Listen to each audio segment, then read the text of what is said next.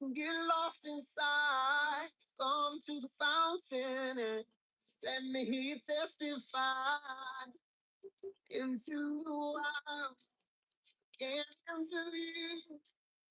Oh, to fall into waves will dance like kids on the moon. Oh, I give myself to you. Hey, good morning. Happy Wednesday to you. Hope you're having a wonderful Wednesday so far. I'm Sarah Elizabeth. I am a professional life coach from the mountains of North Carolina, spiritual life coach, transformational life coach. And hey, Lisa, welcome back this morning.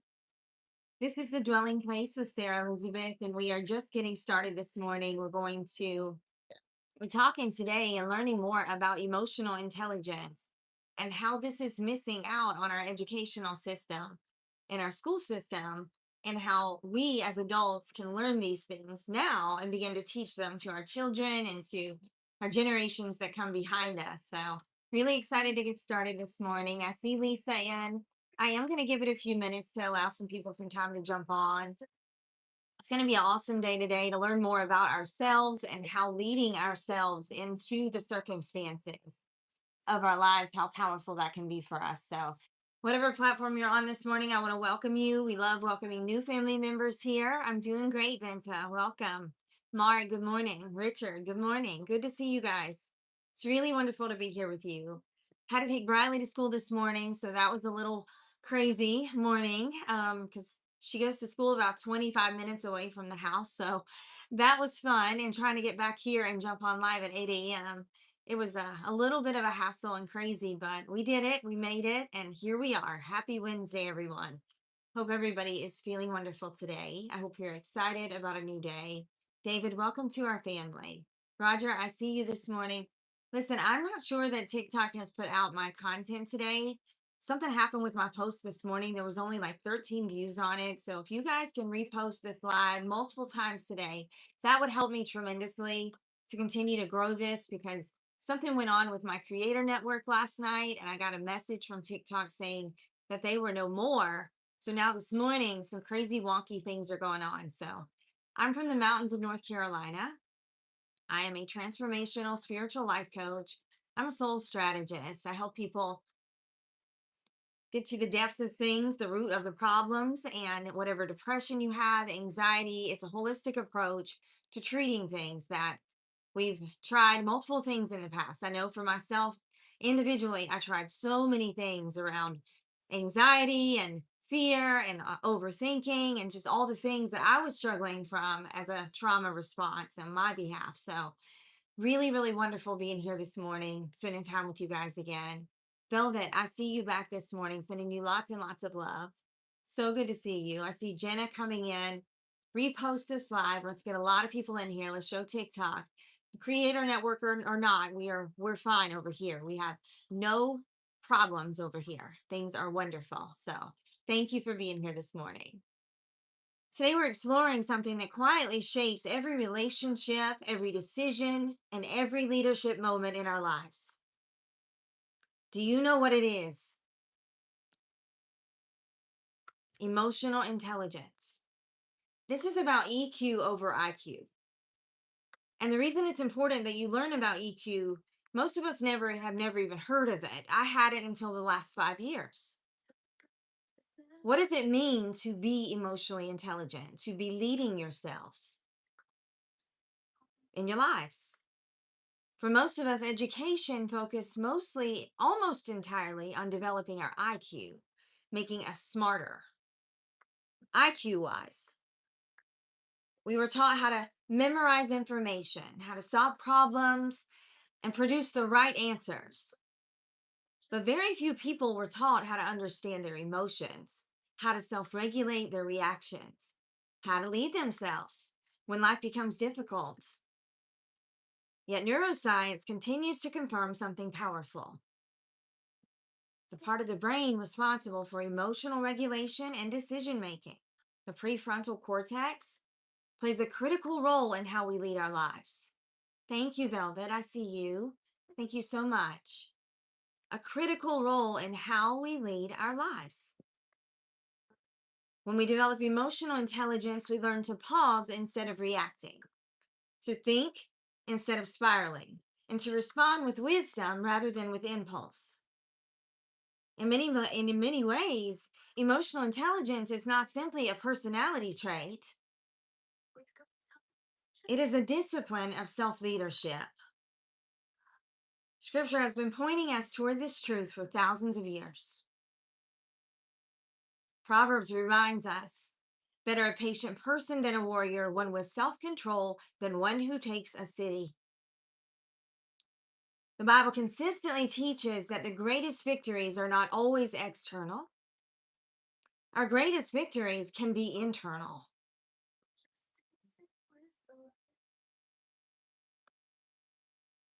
What does this mean for you this morning as you think about how you have led yourself throughout the circumstances of your life? Conversations you may have had that were difficult. Times we thought we were needed to protect ourselves, so we're in survival mode. And we begin to understand we've been living in survival mode. We felt that we needed to protect ourselves all the time. We're ready to fight all the time. This is a normal trauma response. But now, knowing what the Bible says about emotional intelligence or self control, same thing, right? They go hand in hand. Governing the heart, mastering the mind, and learning to steward our emotions are acts of spiritual maturity and personal leadership. And in order to lead anyone, and I've been in leadership for more than 15 years, in order for you to lead anyone and do it successfully, to build teams that are cohesive, that people are working together, in order to do these things, we must begin to lead ourselves first. We have no ability to lead anyone if we're not ready to begin leading ourselves. And what does that mean? We begin to hold ourselves accountable. Thank you, Raina. Good to see you. Holding ourselves accountable when we do mess up. We're not afraid to apologize. We want to better ourselves every day. There's a lot of shifts that take place when you begin leading yourself. You start to begin to see that with your attention and your commitment and consistency, change is possible. Emotional intelligence is not about suppressing our feelings. It's about learning how to understand them, guide them, and refuse to let them rule us. When emotional intelligence grows, something remarkable begins to happen. Relationships will strengthen, conflict becomes easier to navigate, leadership becomes more grounded and trustworthy. Instead of being tossed around by circumstances, we begin to lead ourselves with clarity and steadiness. This is the leadership skill most people were never taught about in school. The ability to govern your inner world so that you can show up in the outer world with wisdom, stability, and strength. Today, we're going to explore the neuroscience, the truth, and the practical tools that help us build this kind of self leadership. EQ over IQ. The first chapter, we're going to break down understanding the difference between EQ and IQ. Knowledge versus self leadership.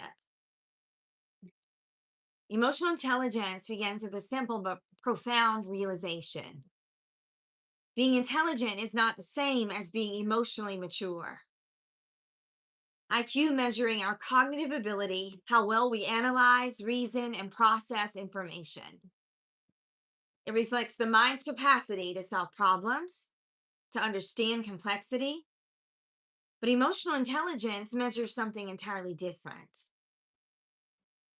Our ability to begin recognizing our emotions, regulating our emotions, and responding wisely instead of reacting impulsively. Many people pass brilliant intellectual struggles, challenges. They pass all these really difficult tests. They're some of the smartest, most intelligent people ever. But if they go into running a business let's say a CEO of a company, would you rather work for someone who exhibits emotional intelligence and self control, who's honest and direct with their communication, but also kind? Because people that lead with emotional intelligence, this is the way they lead, with humility, but also their expectations may be higher because they're going to expect you to show up the same way they show up. People that are leading themselves, they don't keep on accepting things that are not aligned with how they are, how they react. So if someone's, consistently creating toxicity or chaos in their environments, whatever this may be, as you think about these things, would you want to work for a leader who exhibits these behaviors? Or do you want to work for someone who has self control? Because leaders that are all over the place, that don't understand how to effectively communicate with others, it's really difficult to build something when this is your approach, because people find it very difficult to continue working for you. You don't have the commitment you need from your employees or your team. They don't want to go all in for you. Why would they? They don't even like you. So I think as we think about emotional intelligence and how we show up and how much this really matters in our lives, not just our professional lives, but our personal lives. Neuroscience helps us understand why this happens. The brain contains structures like the amygdala, which possesses threat and emotional responses, and the prefrontal cortex, which governs reasoning, impulse control, and decision making. When emotional intelligence is underdeveloped, the amygdala can dominate our reactions, creating what psychologists call an amygdala hijack. And I'm not a psychologist, I'm not an MD, I'm a master certified professional life coach with a lot of life experience and a lot of medical experience, managing medical practices, working in that field for a long time. But I'm not a doctor nor a nurse, a master certified professional coach. Now it's turned into more than this. It's a spiritual coach, it's a transformational life coach, but it is really grown into wherever God has taken us with this. And that's what's been so wonderful about it. Being a spiritual life coach, but understanding that this has never been about religion and approaching it in a way that people can understand it and that people can relate to. Because when it comes to leading ourselves, if we're leading ourselves into every conversation and we're showing up consistently and we're intentionally going in and having these conversations that we know are difficult for us, we talk about this a lot here at the Dwelling Place. This is leadership before we even go in. So in these moments, emotion is overriding our logic. Repost this live, family. Do it for me. Do it for the Willow Way. So it's overriding our ability to think clearly. But when emotional intelligence grows, the prefrontal cortex becomes more active, allowing us to pause, to process, and to respond with wisdom. Emotional intelligence is therefore not just psychological. It is neurological training for leadership over our internal world. Self-leadership begins when we recognize that emotions are not enemies to suppress, but they are signals to understand and steward wisely. Emotional intelligence allows us to name what we feel, explore why it exists, and choose how we will respond. This is where leadership truly begins. Leaders who cannot lead themselves will eventually struggle to lead others. But those who develop emotional intelligence create stability in themselves and safety in the environments that they lead.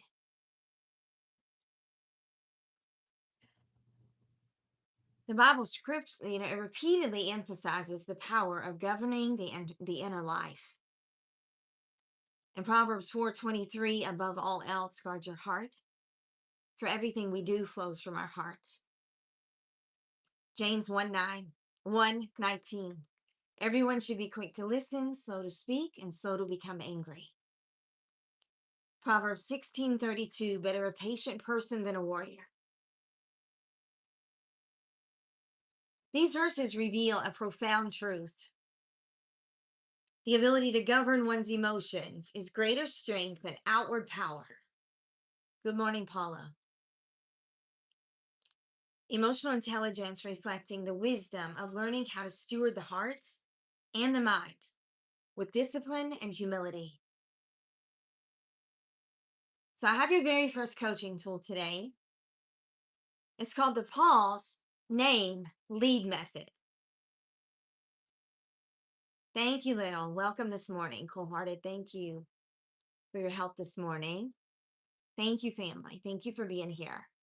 See so many of you here. We're missing a lot of people this morning. My notifications did not go out, so you guys can help me with notifying people because I know people are missing, and life gets so busy, and it's easy to forget sometimes that things are going on, and I know how it is. So I tell everyone, like, be here as you can be here, help as you can, do the things you can do.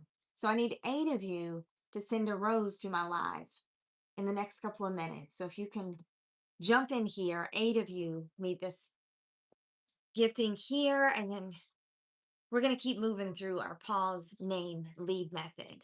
Mark, thank you so much. I see you guys. Miss Velvet, thank you, thank you. Wholehearted, you're wonderful. Thank you so much. So the pause, name, lead method. When strong emotions begin to rise in you, practice this 3-step emotional intelligence tool. Number 1, pause. Before reacting, take a slow breath. I call them cleansing breaths. We all need them. Slow breath.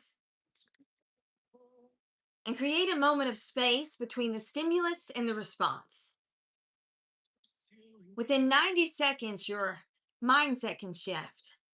So as you calm yourself, typically within 90 seconds, you're going to be able to connect with how you really feel, not just what you're feeling in the moment. This is deeper, right? This is soul level work because we feel things deeply. We love people deeply, but we react in ways that are not loving. So why does this happen as humans? Because we don't use the prefrontal cortex of our brain as much as we use the amygdala. We are emotional creatures. So as we train our minds to shift here, in step 1, that pause is powerful. When these emotions arise, practicing this step, right? Slowing your breath and creating a moment of space. How do I really feel here? We're not thinking about solving or fixing anything. We're asking ourselves, how do I really feel? Am I hurting here? Am I fearful here? Where's this anger coming from? Where's the desire to need to control? Secondly, we're going to name the emotion.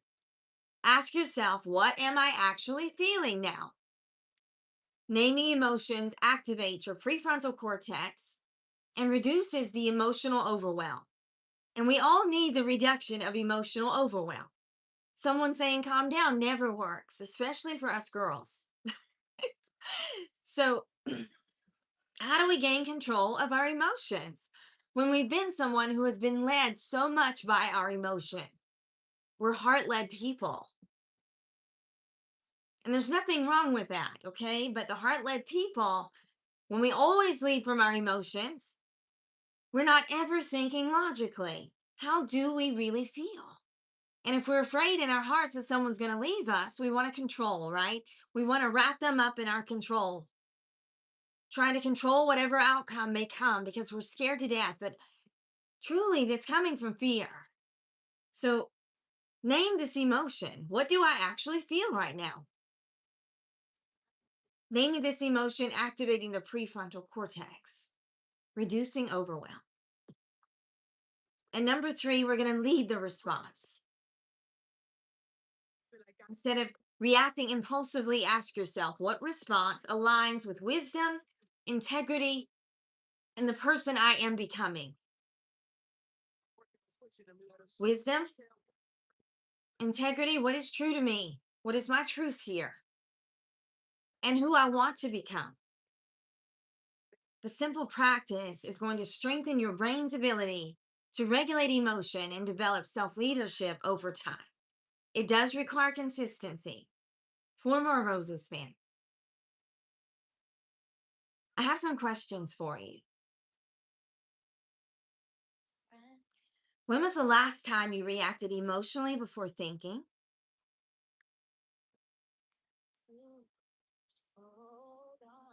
And what triggered that reaction? What emotions do you tend to struggle regulating most often? And what would it look like for you to lead your emotions instead of being led by them? What would change in your life? I have some affirmations for you. I'm going to tell you, choose the one that you love the most and type it in the chat. 3 more roses. Number 1, I'm developing the wisdom to lead my emotions with clarity and strength. Number 2, my reactions do not control me. I choose responses that reflect growth and integrity. Number 3, every day, my emotional intelligence grows stronger and steadier. I'll give you a minute to share yours. I'll be back in 1 moment. Repost alive, jump in, 3 more roses. That's but I can't do this on my own. That's why I'm fixing you. Because I don't know where else to go. And I don't know what else to do. Let the fear make you feel like you can't find this on your own. You know I'll be there for you. No matter where you go. You'll never be alone. No, just fight a little longer, my friend. It's all worth it in the end. But when you got nobody to turn to, just hold. Just realize I still have sleep in my eyes. Hey, Gran. Good morning. All right, guys. Ren has sent 300 comments to my live. Thank you, Ren. Love you so much. Velvet, 1, 2, and 3 for you. 1, 2, and 3 for Wholehearted, especially 3. Richard, 1, 2, and 3. Ren with 3. Anyone else this morning? I'll find you. So, if today's conversation is helping you to grow in self leadership and you're beginning to understand emotional intelligence, but you're just not quite sure, you're not quite ready, like you just feel like you need some more support with this, you should visit the foundation website, thewillowwayfoundation.com. You can also visit my link tree, it's in my profile. And I think for you guys that need one-on-one coaching sessions, know that there are free services here that we offer with the Willow Way Foundation. So it's through the work that we do here that we are able to support the people across the world. We have clients from all over the place. I had one from Africa yesterday, and it was just amazing. And I'm getting to know people and meeting people from all over the place. I think that's incredible. So 2 more roses. And let's jump in here in chapter 2. The brain on emotion. So we're going to talk about the neuroscience of emotional intelligence. Because it's to help you understand even deeper why this matters so much and how it is biblical that we lead ourselves. One of the most powerful discoveries in neuroscience is that our brains are constantly scanning the environment for safety or threat. This process happens largely through a small but powerful structure in the brain called the amygdala. We talked about that a moment ago. It acts like an internal alarm system, quickly detecting danger and triggering emotional responses such as fear, anger, or anxiety. This response is incredibly useful when we are in genuine danger.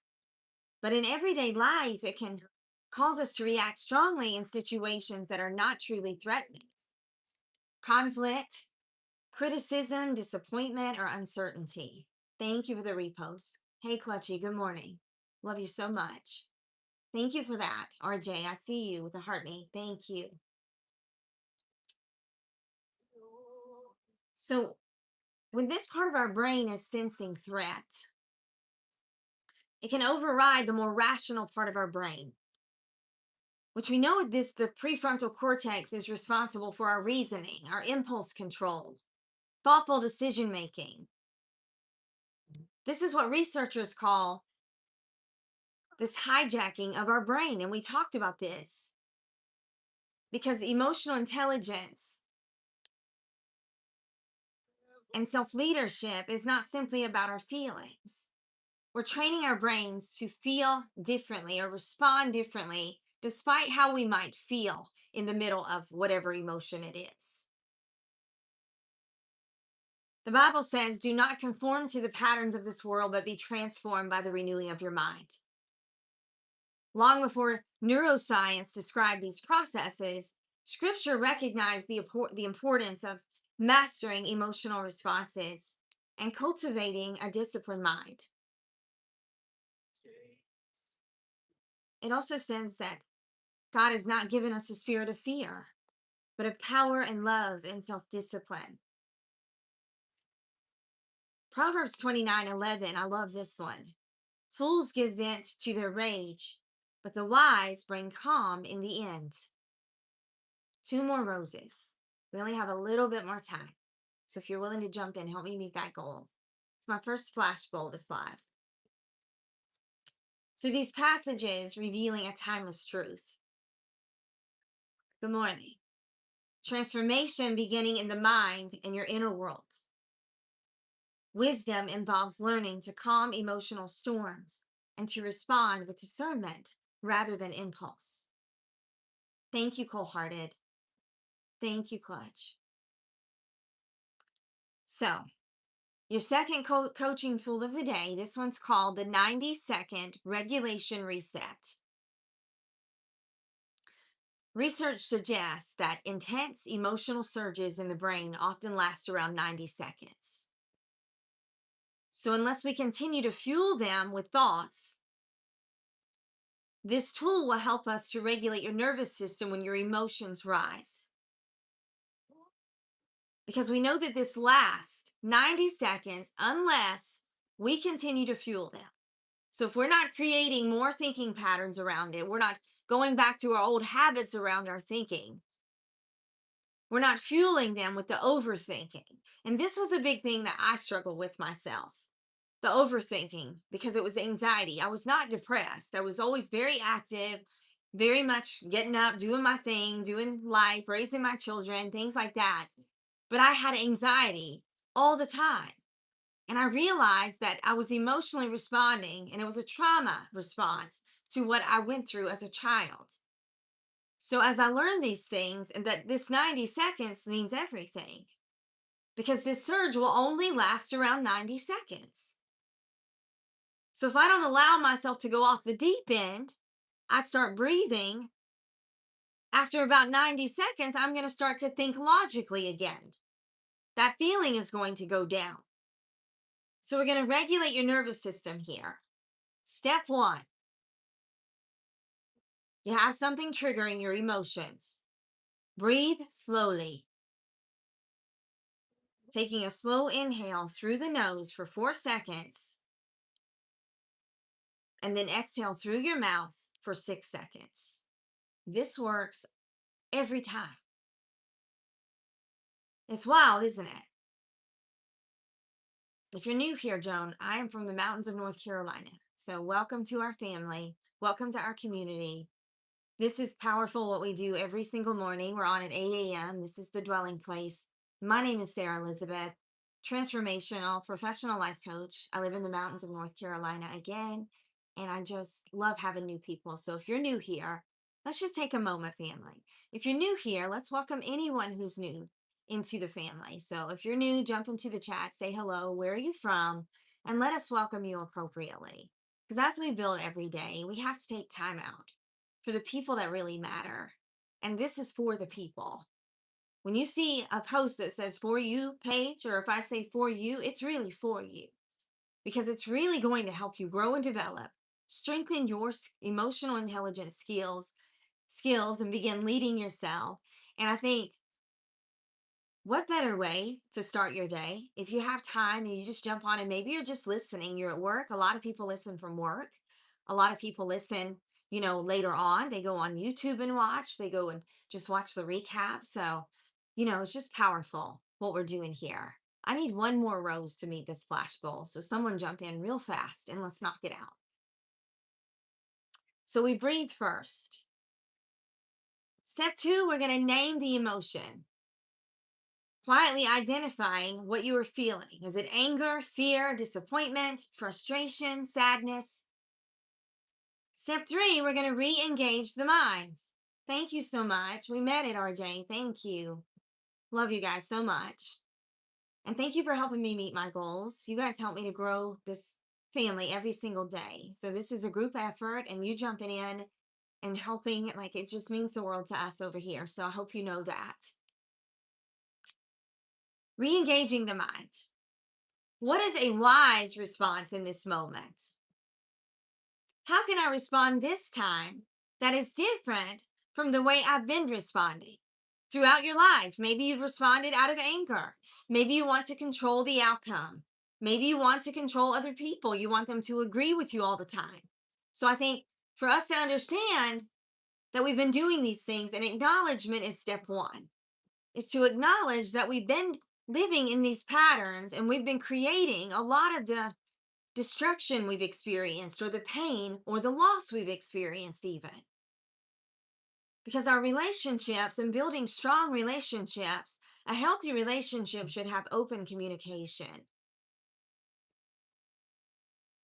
It should have where you can show up authentically. You don't have to be someone else. You don't have to change your thoughts on every single thing. You can be yourself and you can bring your perspective to the table. That's what I mean by open communication. It's like sharing perspectives sometimes, but understanding that we don't share the same perspectives all of the time. So I think being open to hearing another perspective, this is about unity. So if we can build unity in our individual relationships, we can go out here and build unity out in society. So what does this mean for you?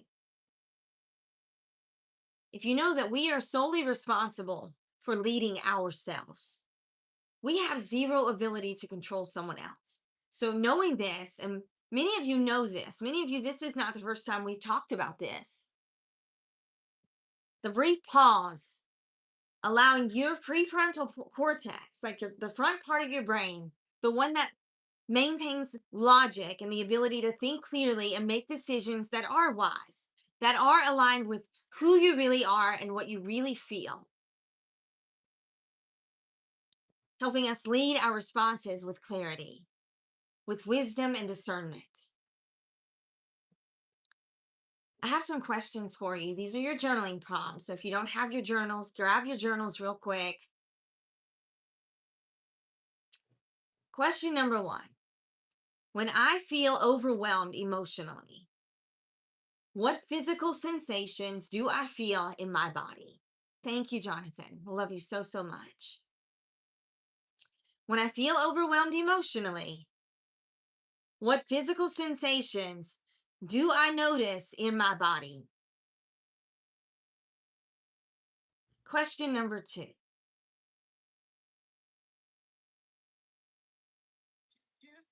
What situations most often trigger strong emotional reactions in me?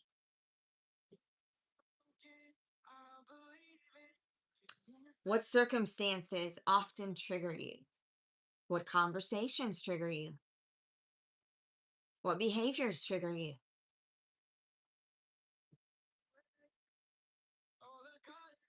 And how might your relationship change if you paused and regulated your emotions before you responded? What would happen if you were intentional in these conversations?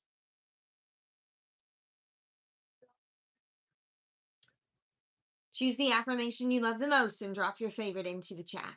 Number 1, my mind is capable of calm, clarity, and wise responses. Number 2, I am learning to regulate my emotions and lead myself with discipline. Number 3, each day, my brain and nervous system grow stronger and more balanced. I want to see yours when I get back. Repost this live and help me meet these goals. I love you so much, fam. Be right back.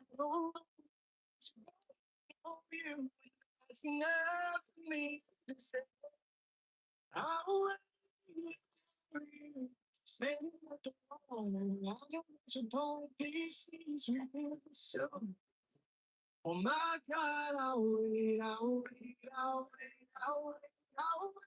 you. I'ma keep on walking, praising the walls as you break. Oh my God, I'll wait.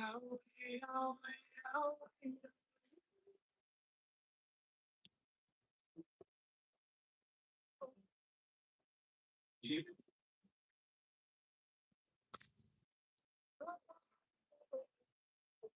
So I think emotional intelligence is similar to when we were waiting on God for anything. You know, it's like we need a minute because if we continue to lead ourselves, we're leading ourselves into more toxicity or more pain or more loss in our relationships, more disconnection, right? But as we lead ourselves and we take that pause, I call it the God pause. Brandy calls it the God pause. I mean, it's just as we pause and we begin to be intentional here, it's like we give God the time to lead us in this conversation. And we need that because some of these things are really hard. And if you're being triggered in your life, I think we need to understand that leading ourselves is absolutely necessary because if not, we're going to continue to self sabotage. And self sabotage destroys lives. And then we're mad at ourselves. We shame and guilt ourselves. We don't trust our ability to make decisions for ourselves. Thank you so much, Michael. So I'm going to go back up, RJ. I see you with 1, 2, and 3, your affirmations. Michael, thank you. Welcome to our family this morning. Welcome, Russ. Welcome to our family. Wholehearted, 1, 2, and 3 for you. Richard, 1, 2, and 3. Paul, 1, 2, and 3. Wholehearted, I see you following Craig. Craig, welcome to our family this morning. RJ, I go internally. RJ says the look of anger and voices that are quick and fast. Yes. Breathing is necessary here. Thank you, Cold-hearted.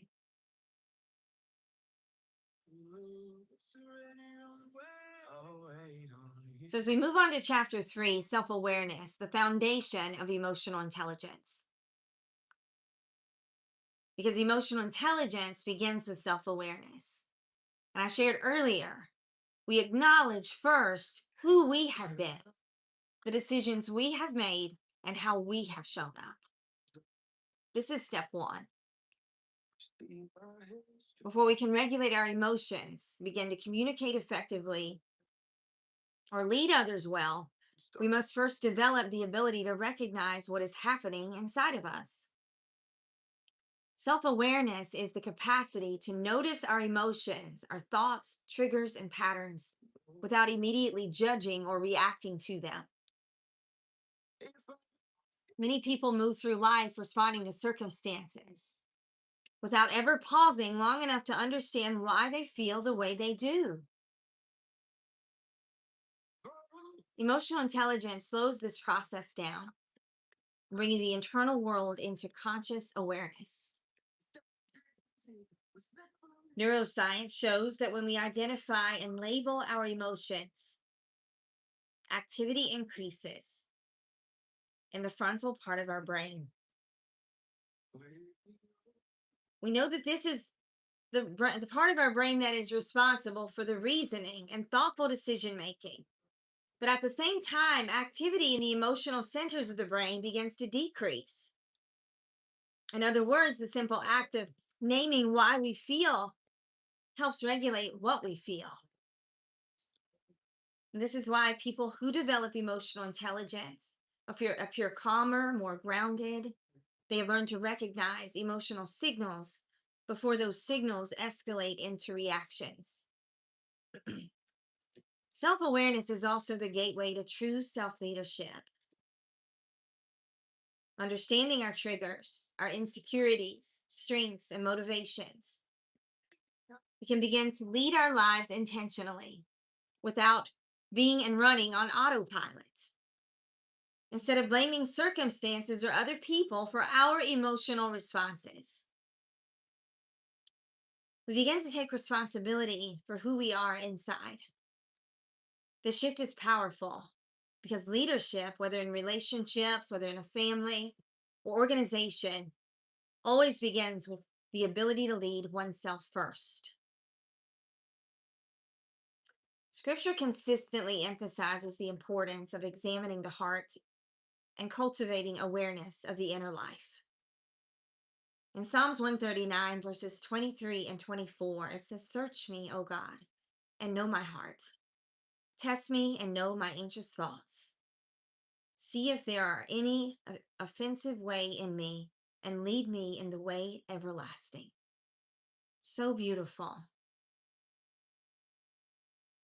And then in Lamentations chapter 3, verse 40, "Let us examine our ways and test them, and let us return to the Lord." Proverbs 20, verse 5, "The purposes of a person's heart are deep waters, but one who has insight draws them out." These verses reflecting a timeless wisdom, growth beginning with honest self-examination. When we take time to reflect on our thoughts and emotions, we are creating the opportunity for transformation. You're here this morning because you're transforming your life.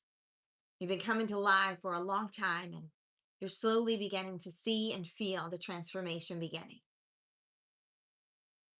Share something in the chat about your experience here in this community, because it's important that other people know that our approach works. And as you apply these thoughts and you go back and be intentional and you begin leading yourself, what has changed in you? What do you feel shifting in you? Anyone that's here every day, share with it. Everyone that's new this morning. I'm going to make sure that my music and see what's going on. Give me just a second. Okay. We are all good. Okay. I know I was frozen, but my music had stopped. So, and that was okay. I think that was a pretty intense moment because I know there are people that are learning right now how to lead yourself. And maybe no one ever taught you how to regulate your emotions. Maybe you saw the opposite and you just live what you lived in, right? You're repeating these patterns and what is familiar to you. But this morning is about helping you see this without judgment and without shame, to help you see how you've been leading yourself and why certain things may have been occurring throughout your lifetime. Patterns, issues in your relationships, communication struggles, whatever these things are. Thank you, Clutch. Love you so much. So, your third coaching tool of the day, the emotional check-in practice. Ask yourself these 3 questions. Number 1, what am I feeling right now? I see you, Cold-Hearted. Cold-Hearted says, "I am much calmer since learning and practicing my breathing." Fletchy, thank you. Greg, welcome to our family. RJ says, "More awareness of my emotions and my thoughts with myself and others." Baby Mary, welcome to our family. DJ, welcome to our family. Good to see you this morning. Mickey, I love you so much. I see you over there. Oh, okay, Franklin, welcome back this morning. Sending you lots and lots of love.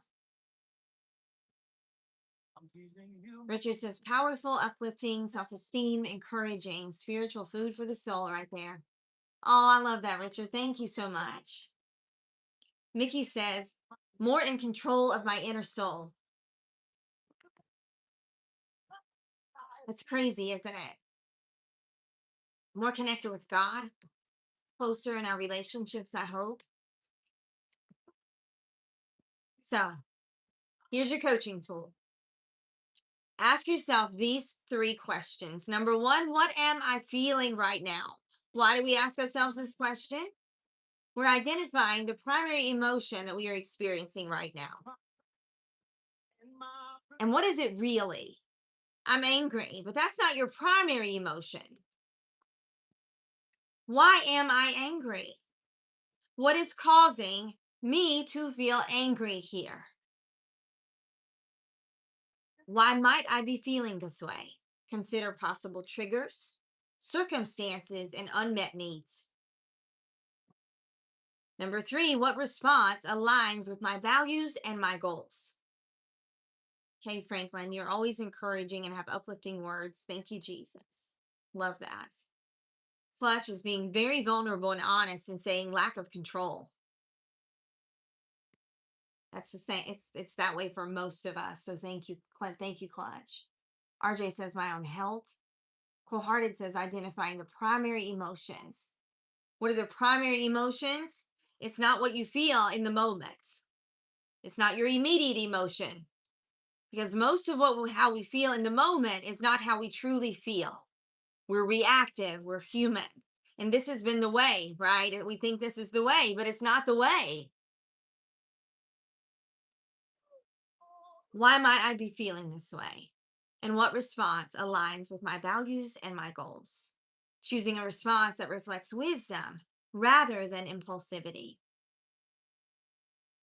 Practicing this regularly helps develop the habit of leading your emotions instead of reacting automatically to them. Questions for you. Journaling prompts. What emotions do I most easily recognize in myself, and which ones are harder for me to identify? Which ones are hard for you to own up to? Acknowledge. No shame, no guilt here. Question number 2, what situations tend to trigger strong emotional reactions from me? And in what areas of my life could greater self-awareness improve my relationships and my leadership skills?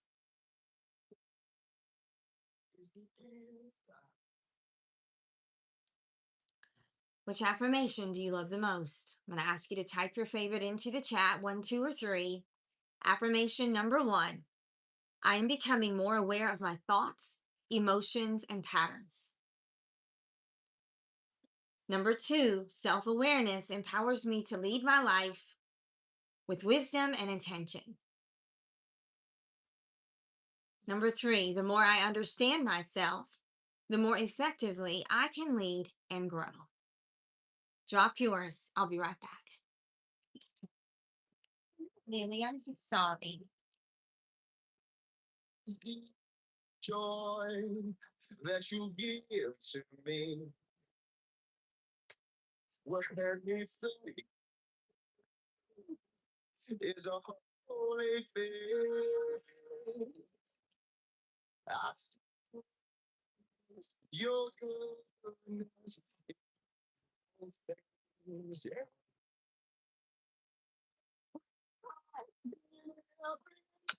On mountain tops, down broken roads, just my friends are wrapped in the arms of Jesus.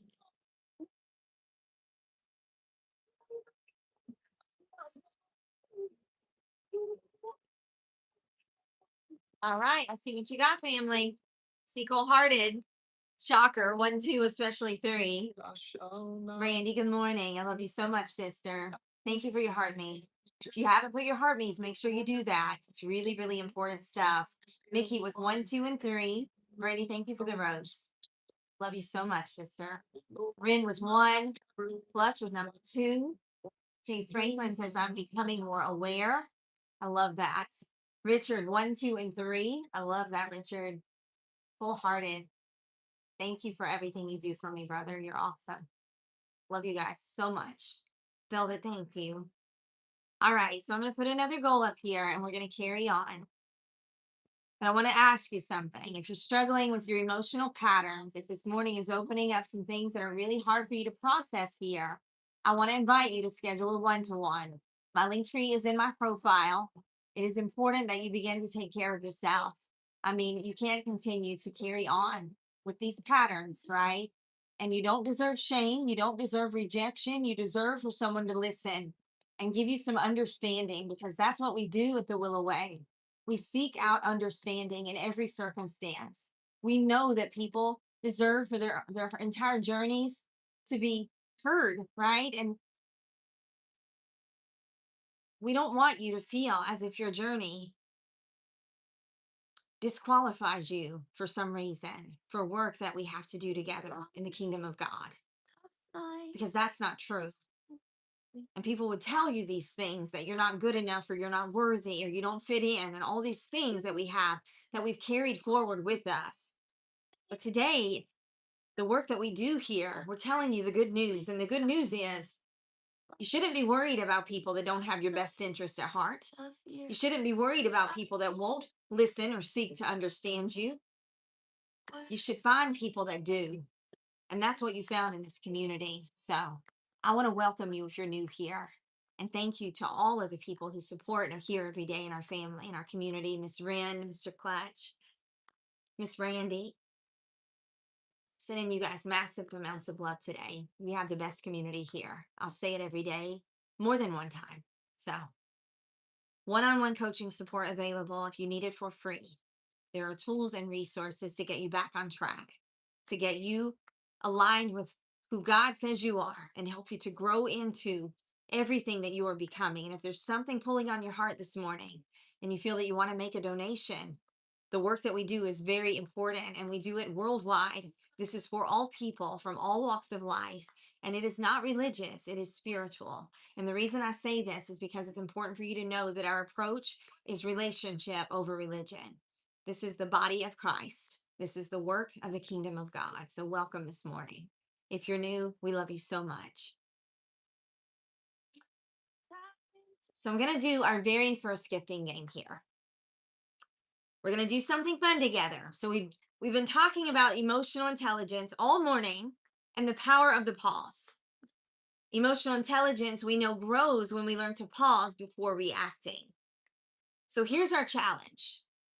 For the next 30 seconds, everyone type the word pause in the chat if you are committed to leading your emotions instead of letting them lead you. The word pause. And if this message is resonating with you today and you want to support this mission, I'm going to ask you to jump in and give a small gift. It can be 1 penny. We don't care. Whatever it is, but jump in and do something to support this work. So any gift of any amount. If you have a lot of money over there and you want to help support some really important work, jump in. You have the ability to really help other people through this work. So thank you, family. I see you're in with a slow motion, Clutchy with a horseshoe, typing the word pause in the chat if you are committed to taking a God pause. And if it's not a God pause for you, maybe it's just a mental health pause, like whatever you want to call it, but it will work for you regardless. So it works. It is proven. I have over 100 clients that are now practicing breathing and self-regulation skills. And honestly, this works. So if you're here this morning and you're new, welcome home. Welcome back, because God is calling you back to the work of God and to who he has created you to be. So thank you so much. So every gift that you send in my lives helps us to continue these conversations and to reach people who need this kind of growth. So thank you to all of the supporters here. Miss Velvet, I see you. I love you so much. Thank you, RJ, with a hand heart. So moving on, the power to respond instead of reacting. Thank y'all so much. Ren, I see you with confetti. RJ, thank you. Number 3 gifter badge. Wow. Love you guys so much. One of the clearest differences between emotional intelligence and simple intellect is the ability to regulate your emotions under pressure. So many people, we understand what the right response should be, yet when strong emotions arise, anger, fear, frustration, disappointment, We react before that wisdom has had time to guide our behaviors. Emotional regulation is a skill that allows us to slow down our reactions, creating space, right? And choosing actions that reflect our values rather than our impulsivity. This emotional regulation strengthens communication. And it's almost like it's communication between our hearts and minds. It's like emotions, we're responding fully heart led, right? But some parts of our hearts have been weakened over time and they're not strong enough to stand up, to use our voices and to be strong, right? We silence something in our spirits. And so I think learning how other people respond and react. I want you to think about a circumstance in your life right now that maybe you didn't show up in the best way. And maybe this is something that's continuing over and over for you. And you're not quite sure why these patterns are continuing. See, we tend to look externally, right? We're looking externally to blame or find a reason for it outside of ourselves. And you're not fully to blame. So if you're having battles with people consistently over and over, you're not fully to blame here. There's two sides here. Two people that are keeping something going, keeping a negative pattern running in your relationship. But we can't change them, right? We can't make them change. The only person we can focus on changing is ourselves. So as we look within, it allows us to remain composed in difficult situations. Instead of escalating conflict or acting impulsively, we remain steady here. So if I know that I've shown up in a way, family, that is creating chaos, or maybe it upsets them every single time, maybe it's a trigger for them at this point. So if we think about this, knowing that we have triggers and so do other people. And if I know that I am provoking someone into anger, that's not of God, is it? So you see how all of this is intertwined. Because for me to lead myself and to become more like Christ every day through my walk with Him, this is me going back to self reflection over and over again. How did I show up in this moment? Do I feel good about where I am here? Do I feel good about the outcome? And am I doing something to create this outcome that maybe I've never even thought of? Self leadership emerging when we accept responsibility for our emotional responses. To say someone else makes me angry, that's not even true. They're not making you angry. No one makes you do things emotionally. The way you react is all on you. The only person we can lead is ourselves. Thank you, Brandy. I see you. Cold Hearted says absolutely not. So, knowing these things, we begin to understand it's not about stuffing down our feelings. It's about acknowledging emotions and then choosing responses that are aligned, right? With our wisdom, how we really feel, our long term purpose, the outcomes that we want to achieve. Are we even aligning our responses with the outcome we hope to achieve? We go through roller coasters in our relationships, ups and downs, patterns, toxicity, cycles.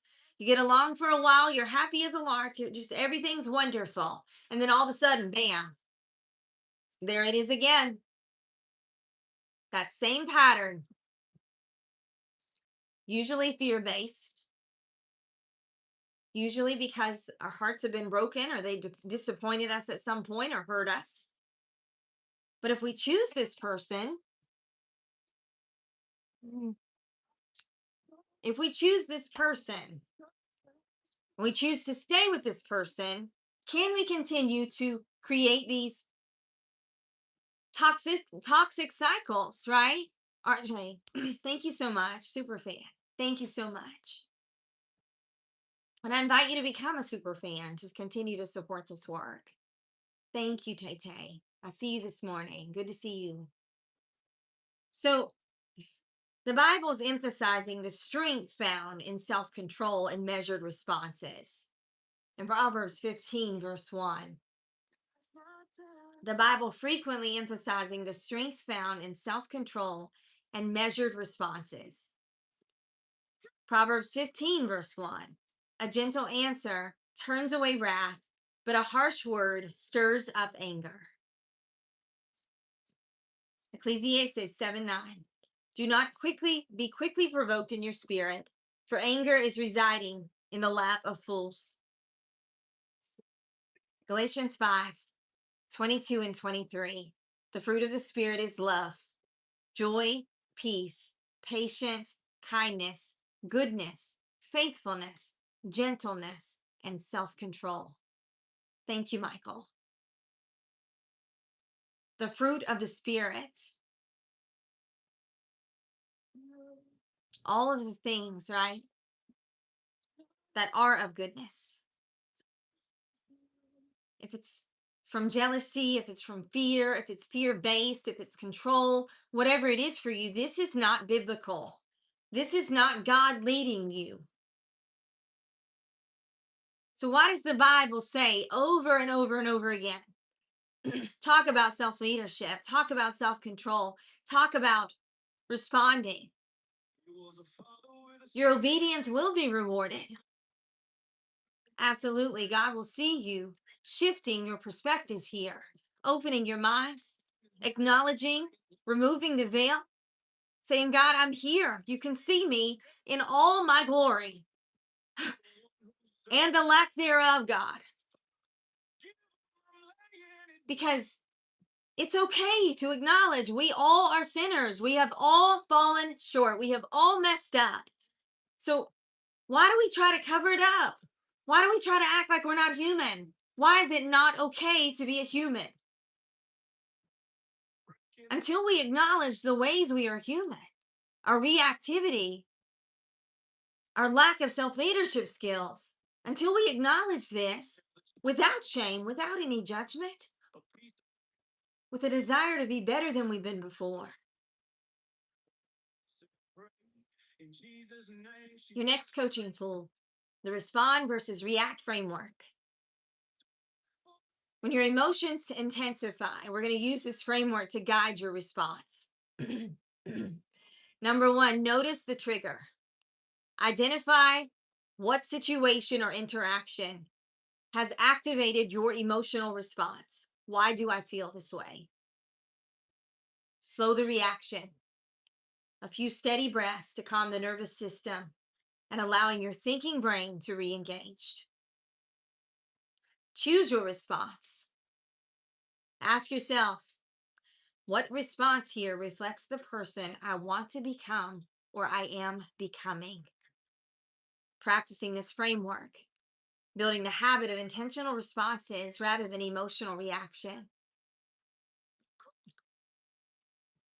What situations most often cause you to react emotionally rather than to respond thoughtfully?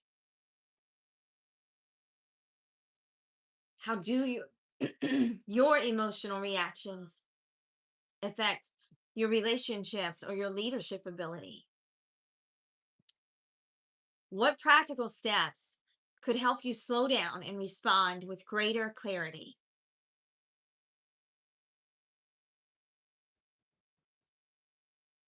Go visit my link tree to schedule your one-on-one. If this is just this morning has opened your eyes, but you're not quite ready, you're still struggling, you're not understanding it all yet, schedule your one-on-one. Let's talk through it. And we'll work on some coaching tools, and I'll give you a workbook to work through every single day to get started on your journey of transforming the way you think and process, the way you react, the way you welcome stillness in, the way you begin to rely on peace for your wisdom and your strength. Chapter 5, emotional intelligence that builds trust. One of the most transformative elements of emotional intelligence is empathy. the ability to recognize and understand the emotional experiences of others. Empathy moves beyond our own internal world and allows us to perceive the perspectives, the feelings, and struggles of the people around us. While IQ may help someone analyze a problem, empathy allows a person to connect, build trust, and create meaningful relationships. This is why empathy is considered one of the most important leadership traits in both personal and professional environments. From a neuroscience perspective, empathy is supported by what researchers call mirror neurons. Thank you, Tay Tay. I love you so much. Brain cells that activate when we observe the emotions or experiences of others. These neurons allowing us to feel a sense of what another person might be experiencing. However, emotional intelligence strengthens this ability because empathy is not just about sensing emotion. It's about responding with understanding, patience, and compassion. When empathy is present, people feel seen, heard, and valued. Self-leadership also requires empathy toward ourselves. We are quick to judge our own emotions, suppress our struggles, or criticize ourselves harshly.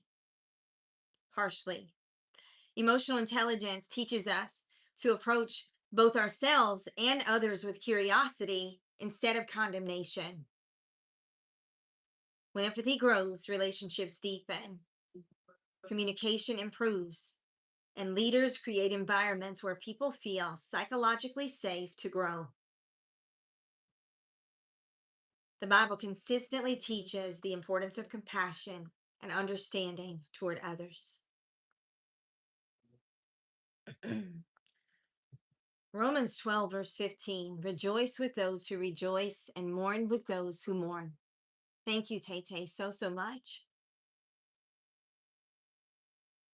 Ephesians 4:32, be kind and compassionate to one another, forgiving each other, just as Christ forgave you.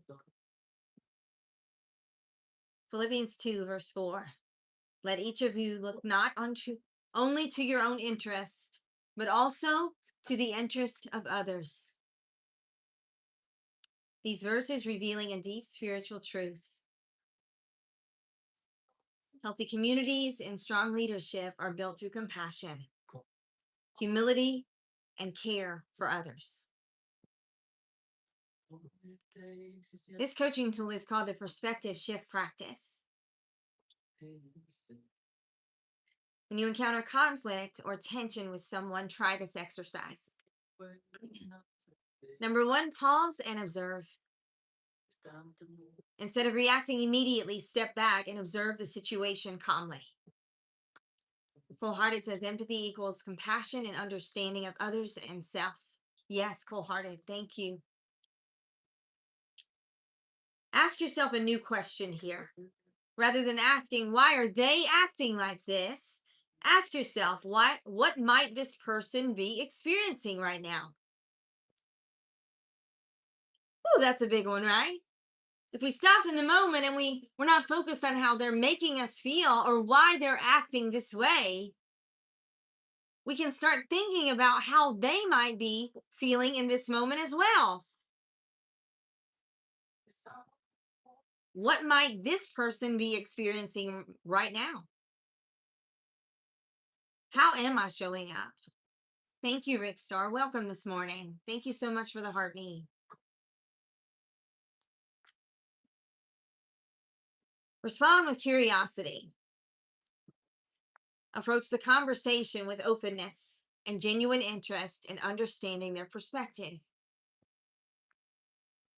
This practice strengthening empathy and encouraging connection rather than conflict. Help me understand. Genuine interest, curiosity.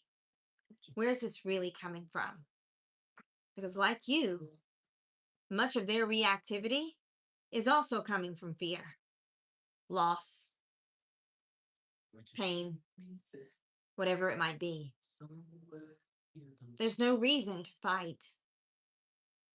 We don't have to fight if we learn how to communicate effectively and seek understanding in one another. We can all observe the thoughts that are coming into our heads and decide, do we entertain this thought or do we not? Cold-hearted says shame-based. So many of us. This practice, right? We need this strength around this because communication and connection is so important.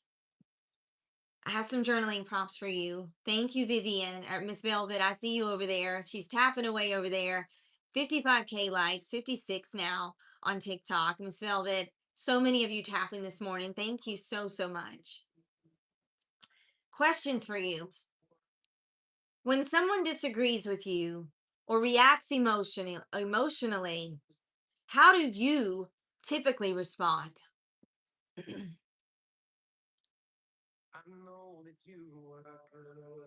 And question number 2, what would it look like for me to listen more deeply before forming conclusions? Number 3, how can I practice empathy in one relationship that currently feels challenging? How can you begin to approach it from another way? If it hasn't worked, it hasn't worked. You've been trying for years. Why not go at it a different way? Be strategical here. Go into it with your seek to understand hat on, ready to understand, ready to be curious. Which affirmation do you love the most? Type your favorite into the chat. Number 1, I seek to understand others with compassion and patience. Number 2, empathy strengthens my relationships and my leadership skills. Hey, Ryan, good morning. Marcus, thank you. Welcome to our family.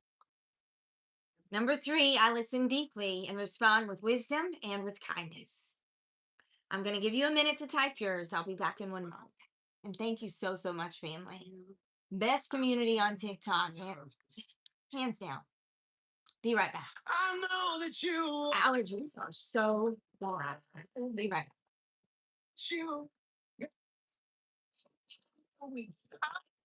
You was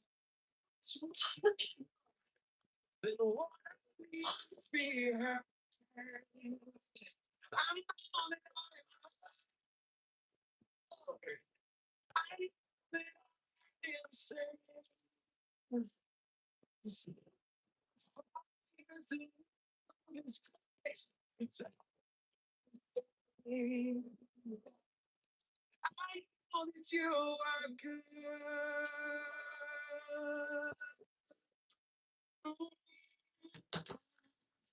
You are good. All right. I want to invite you, if you're here this morning and you're struggling a little bit with some of these things, schedule your one-on-ones. You shouldn't wait another day because you should know you don't have to do this alone. We can help you to seek out wisdom where you become able to have the ability to discern things for yourself. So it's powerful work.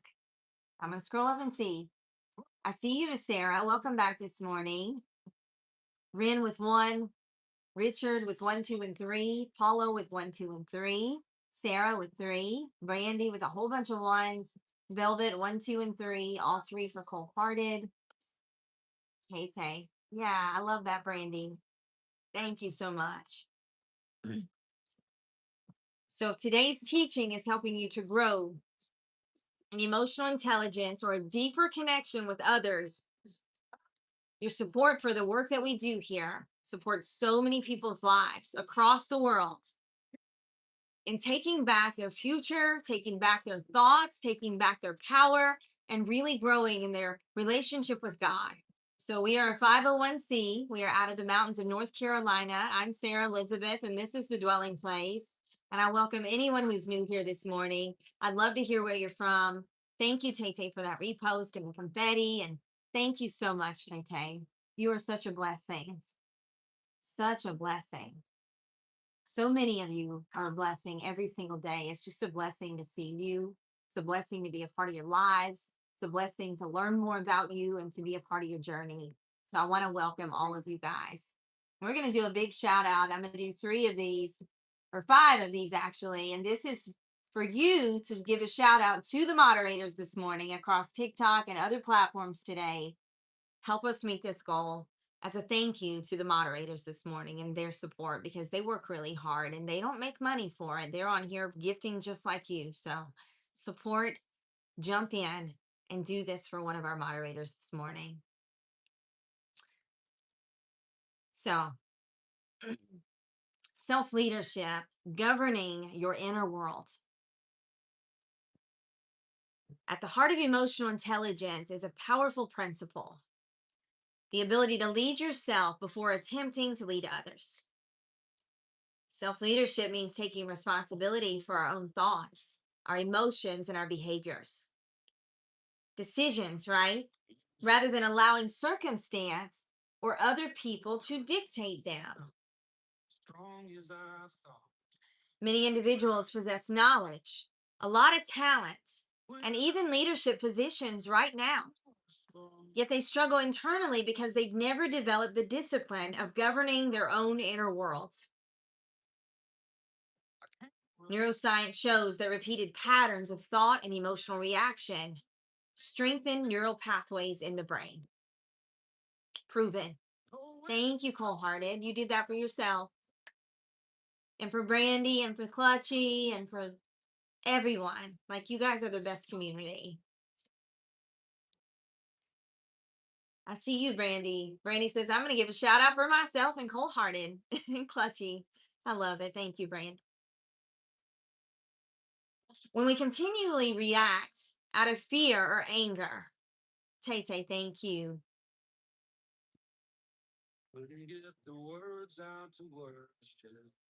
Anxiety, these responses become easier and more automatic over time. So it becomes your second nature. It's like you're doing this because it's what you're used to. It's what maybe you grew up in this environment, so now it's familiar to you. So you're doing the same thing. Teamwork. You're creating the same patterns that you grew up in. Shout out to you, Jonathan. We love you so much. So, however, we need to understand, right? When we're reactive this way, this becomes our response. And it becomes what is familiar, and it becomes how we act through every circumstance. Every argument, we're in survival mode. We're ready to fight the world. We're ready to argue. We're not open to anyone else's perspectives because we feel we need the control here, right? We have to keep and maintain this control. But we truly don't have control, even though we think we do. It's a false sense of control that you're maintaining here. So as we take control of our thoughts, our emotions, and behaviors, we begin to have the capacity to reorganize and form new neural connections through intentional practice. When we consistently choose calm reflection, thoughtful responses, and emotional awareness, we are literally training our brains to operate differently. Self-leadership is therefore not simply motivational language. I'm not here to motivate you. I'm here to help you change your life. I'm here to help you transform. I'm here to help you heal. So if I'm not honest with you and I don't give you this information that I know works, that I know is true 1,000,000%, if I don't bring you truth today and I don't challenge you on a soul level, will you begin your transformation? Will you understand this is most of the time step 1? Acknowledgement of who we are, who we have been, how we reacted, how we've shown up. Has it been healthy? Do we live in healthy environments? Do we create environments of more shame or abuse or pain? How are we living? If you need one-on-one coaching support here, visit my link tree. Schedule it today. I saw someone schedule just a few minutes ago. Don't be afraid to take the next step to beginning your transformation, to becoming a chain breaker like Wholehearted. The process of rewiring the mind through intentional choices. The more you do this, the stronger you feel, the more confident you feel, the more you know that you can trust yourself. This is why emotional intelligence transforms lives. When we develop self-leadership, we stop being driven by impulse and begin operating with clarity and purpose. Instead of reacting to every single challenge with the same emotion, we develop the ability to step back, evaluate situations wisely, and choose responses that are aligned with our values. Self-leadership building stability within us.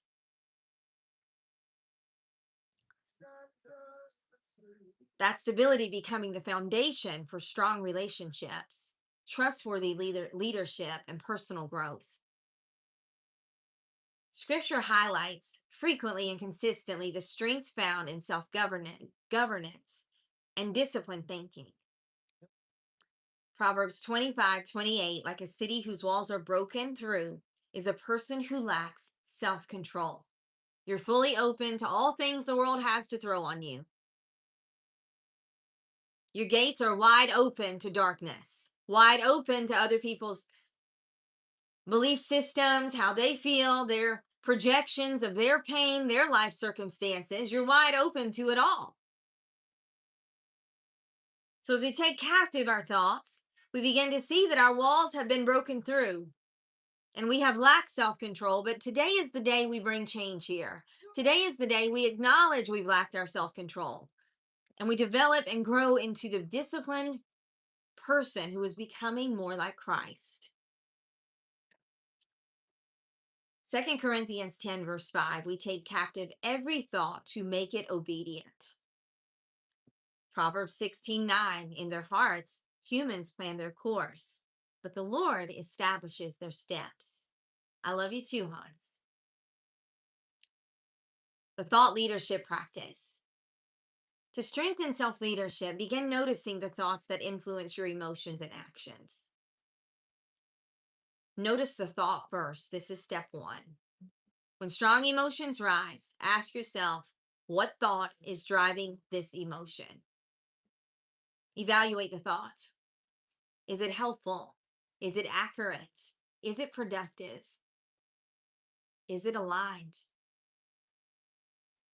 with the outcome I want to achieve? Step 3, replace the thought. Choosing a more constructive perspective that supports growth and clarity, discernment. Practicing this regularly, training your mind to lead your thoughts rather than to be led and controlled by your thought processes. Questions for you. Thank you, Brandy. In what areas of my life do I need to strengthen self-leadership? And what thoughts tend to influence your emotional responses the most? What habits could help you develop greater discipline over your thoughts and your emotions? Thank you, Tay Tay. Love you so much. Choose the affirmation that resonates most in your heart. Number 1, I lead my thoughts, emotions, and actions with wisdom and discipline. Tay Tay, I love you so much. I lead my thoughts, emotions, and actions with wisdom and discipline. Number 2, every day I strengthen my ability to govern my inner world. Number 3, self-leadership empowers me to respond with clarity and with purpose. What does this mean for you? Self-leadership. What ability would you have that you haven't had before and that maybe you never thought was possible? Maybe you have not believed in your capability of leading yourself. But the truth is, you have the ability to lead. And you have the ability to continue. And you have the ability to get stronger. And you have the ability to take control of yourself, your emotions, your responses, all of the stuff. That is the truth. You have thought over the years that you don't have this power, but you do.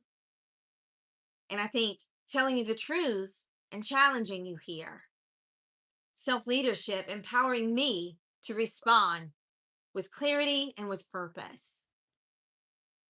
What is my purpose here? What is the purpose of this relationship in my life? Why is this person here?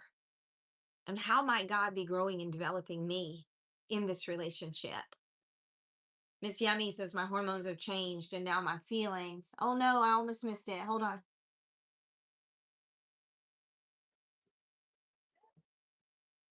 My feelings are always trying to drive the bus. I know. I understand. It's a lot of different reasons why this happens. We don't have to do this. We don't have to continue this way. 1, 2, and 3 for Richard. 2 and 3 for Ren. Sarah, thank you for that repost. Love you so much. Thank you. Welcome. Welcome, Kim. Welcome, Rhoda. Welcome to our family. Sending you lots of love today. Ms. Yummy says, I want to have self-leadership and have discernment. Well, you're on the right track. You're here this morning. Tay says 3. 1, 2, and 3 for Miss Yummy. Thank you, Tay. You were coming in just blessing me all morning. I feel so grateful to you. And I need you to jump in and start liking up the screen. We're at 73,000 likes so far. So let's continue to make this strong. Even though we've had our battles this morning, we're still around 89 people and have been, staying around that, up and down a little bit today. But you know what? None of these things really matter. Because the people that God has planned for you to grow today, you're here. You're in this live. It is not by accident that you're here today.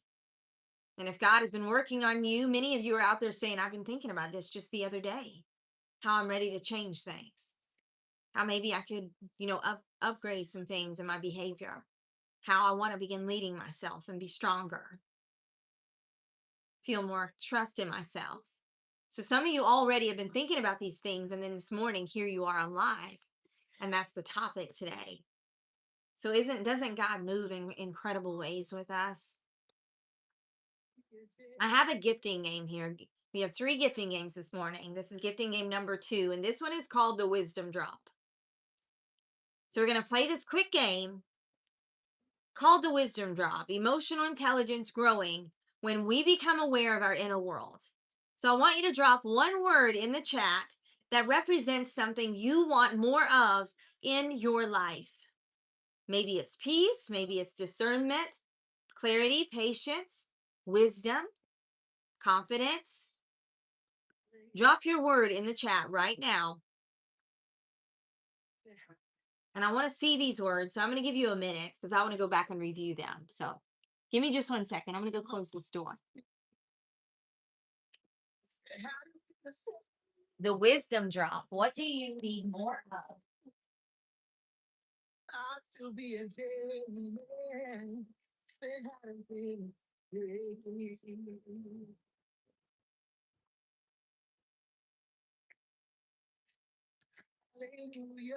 All right. So let's see what you got. Tay says she wants more peace, patience for Ren. Anybody else with your word? What do you need more of in your life? Sarah says love. Heather says confidence. Welcome this morning, Heather. Welcome to our family. So if you want to anchor into this intention today, send your gift while we're doing the wisdom drop. I want you to think of this gift as planting a seed of growth. This is not just supporting this live, but supporting your commitment to becoming a stronger version of yourself. A gift of any size, okay? But this is you acknowledging that you are making a commitment here, that you understand that without your commitment, without you acknowledging these ways that we need to grow, right? With no judgment and no shame. Thank you, Miss Sarah. She's claiming it today. I'm going to grow in discernment. I'm going to grow in love. And Sarah, most of the time when we're seeking love, it's because we're lacking self-love. So if there's a way that I can support you one-on-one, schedule your one-on-one appointment with me. Like, because bringing you home to self will be powerful for you. And you're going to begin to find love. It'll just come to you organically when you begin to love yourself and be authentically yourself in every single moment. And I don't know why I felt led to say that to you, Miss Sarah, but if you need my support, one-on-one coaching support is available for all of you guys. So visit my link tree. Brandy, thank you. Brandy is claiming it. I'm making a commitment here. I am feeding and sowing into this growth of this community, but also into myself and my own growth. Because this is a commitment for you, right? And those of you that are here every day and you're committed to being here every single day, you are committed to your growth and you sow into it every day through your gifts. You keep this movement going. You keep this alive. So thank you. I see you, Randy. Tay Tay claiming it. She's owning it this morning. Who else is there? I see Cole Hearted with a friendship necklace. Thank you so much, Cole Hearted. You're such a blessing. Anchoring into your intention. Chapter 7. Emotional intelligence in relationships and communication, conflict, and connection. Welcome, Weed. Good morning. Clutchy says, I am owning it today. Clutchy's here every day. Clutchy says, every single day I'm going to soak it in, and he just walks with me every day. I'm so blessed, Clutchy. Thank you so much. It's easy to feel calm and balanced when our lives are quiet, right? But the true strength of emotional intelligence appears when we encounter disagreement, misunderstanding, or tension with others. Relationships activates emotions because they're touching on our need for belonging, validation, and safety. Without emotional intelligence, these moments often lead to defensiveness, to blame. Thank you, Tay Tay. Or withdrawal. With emotional intelligence, they become opportunities for growth, understanding, and deeper connection. Thank you, Miss Velvet. She said, I'm sowing into my growth today. I'm in it to win it with Jesus and with Sarah and the dwelling place. Velvet, thank you. From a neuroscience perspective, human beings are wired for connection. Our nervous system constantly reading social cues, tones of voice, facial expression, body language, to determine whether interactions feel safe or threatening. When communication becomes tense or emotionally charged, the brain may interpret the situation as a threat, triggering defense responses such as anger or avoidance. Emotional intelligence helps us to regulate these reactions so that we can remain present, listen actively, and respond thoughtfully instead of escalating conflict. Thank you, Velvet. Thank you for the heart knees. Yes, make sure you get your heart knees in this morning. Healthy relationships depend on individuals who are capable of self-regulation, empathy, and intentional connection. Intentional communication. Emotionally intelligent people learn to listen deeply, express your feelings clearly, and approach disagreements with curiosity rather than hostility. Instead of trying to win an argument, seeking to understand perspectives and finding solutions that strengthen the relationship. A pastor told me one time, in relationships, if you're always wanting to win, right? If you want to be the winner every time, but you say you love this other person, right? You love them so much, but in order for you to win all the time, this person has to lose all the time. Is that aligned with who you really are and how you really feel about this person? Because to me, I don't want to see any person I love losing. So let's find a way to create a win. Let's find a way to find some unity here, seek out some understanding here, and find a way that neither one of us has to lose all the time. You may win sometimes, I may win. We might come to an agreement, right? Where your idea is better. But having these open perspectives, right? The ability to see your perspective, that's showing respect for you and love for you. Authentic love. To expect someone to believe the same things we believe all the time, to think every thought we think, to agree with everything we say. Is that realistic? And is that real love? Share your thoughts about that. I'll be back in one moment. I believe you're working all things for my good. You're working all things for my good. And I believe, yes, I believe you're working all things for my good. You're working everything's gonna be alright. Everything's gonna be alright. You hold me in your arms till I mean, are we not willing to sacrifice things for people that we love sometimes? Not all the time, Travis, right? Thank you, Travis. Love you so much. I mean, I don't know about you, but relationship to me, a healthy relationship looks like give and take. It looks like hearing everyone's perspective. It's kind of like going into a leadership meeting at work, a shareholders meeting. I've been in these meetings. And you go into this meeting, if I go in there believing everything I think should happen is going to, and everything I believe my ideas are going to be the best ideas over everybody else's, if that's my approach to every conversation, nobody's ever going to win with me. And they're going to stop trying. That's the thing, right? They're going to stop trying to communicate, trying to help you understand, because they too are seeking understanding. That's hard, Sarah.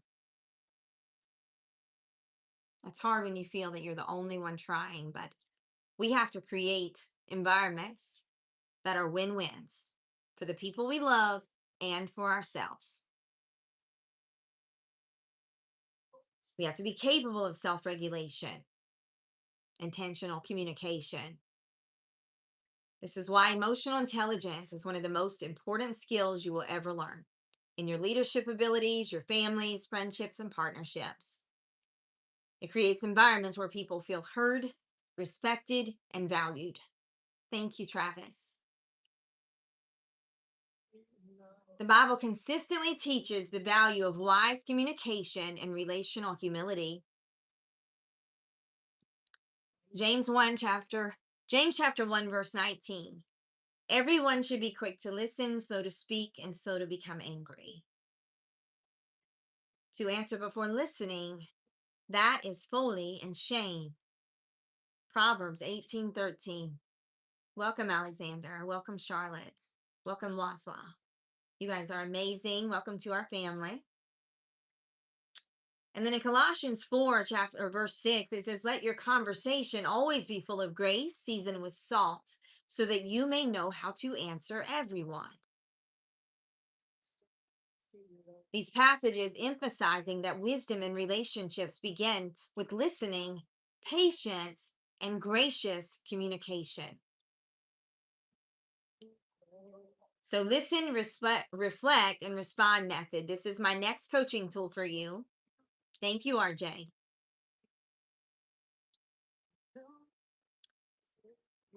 When navigating a difficult conversation, practice this 3-step communication framework. Thank you, Travis. Thank you, Rand. Love you guys so much. Number 1, listen fully. Don't listen to respond or react. Listen fully, allowing the other person to express their thoughts without interrupting. Number 2, reflect understanding. Repeat or summarize what you heard to confirm your clarity. We're going to the beach. An example, what I'm hearing you say is XYZ. Help me understand. I hear you say this. And don't add to it. Don't assume things. Listen and let them know I hear you say, and repeat back what they've said. This is going to help them to feel that you're listening, you're acknowledging, and you're processing what they're saying. And then respond thoughtfully. Share your perspective calmly and respectfully. We don't share the same perspective here. Here's how I feel. Here's my idea. But don't be afraid to share your perspective, right? Because stuffing it down or just saying okay all the time, like you're going to develop resentment in your relationship. And that's not fair to the other person either. Because, I mean, if you tell them they're right all the time, okay, you just do your thing, right? You begin to feel that you're devalued in the relationship. And is that their fault or your fault? Because you stuff down your feelings all the time. What I'm hearing you say is XYZ. Now, here's my perspective.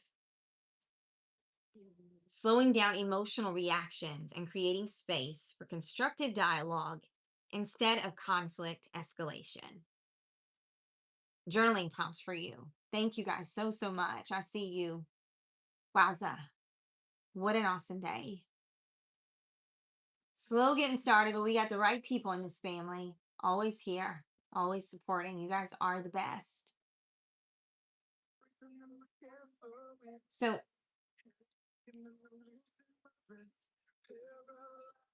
as you think about these things, I have some questions. When conflict arises, do you tend to react quickly or do you pause to listen?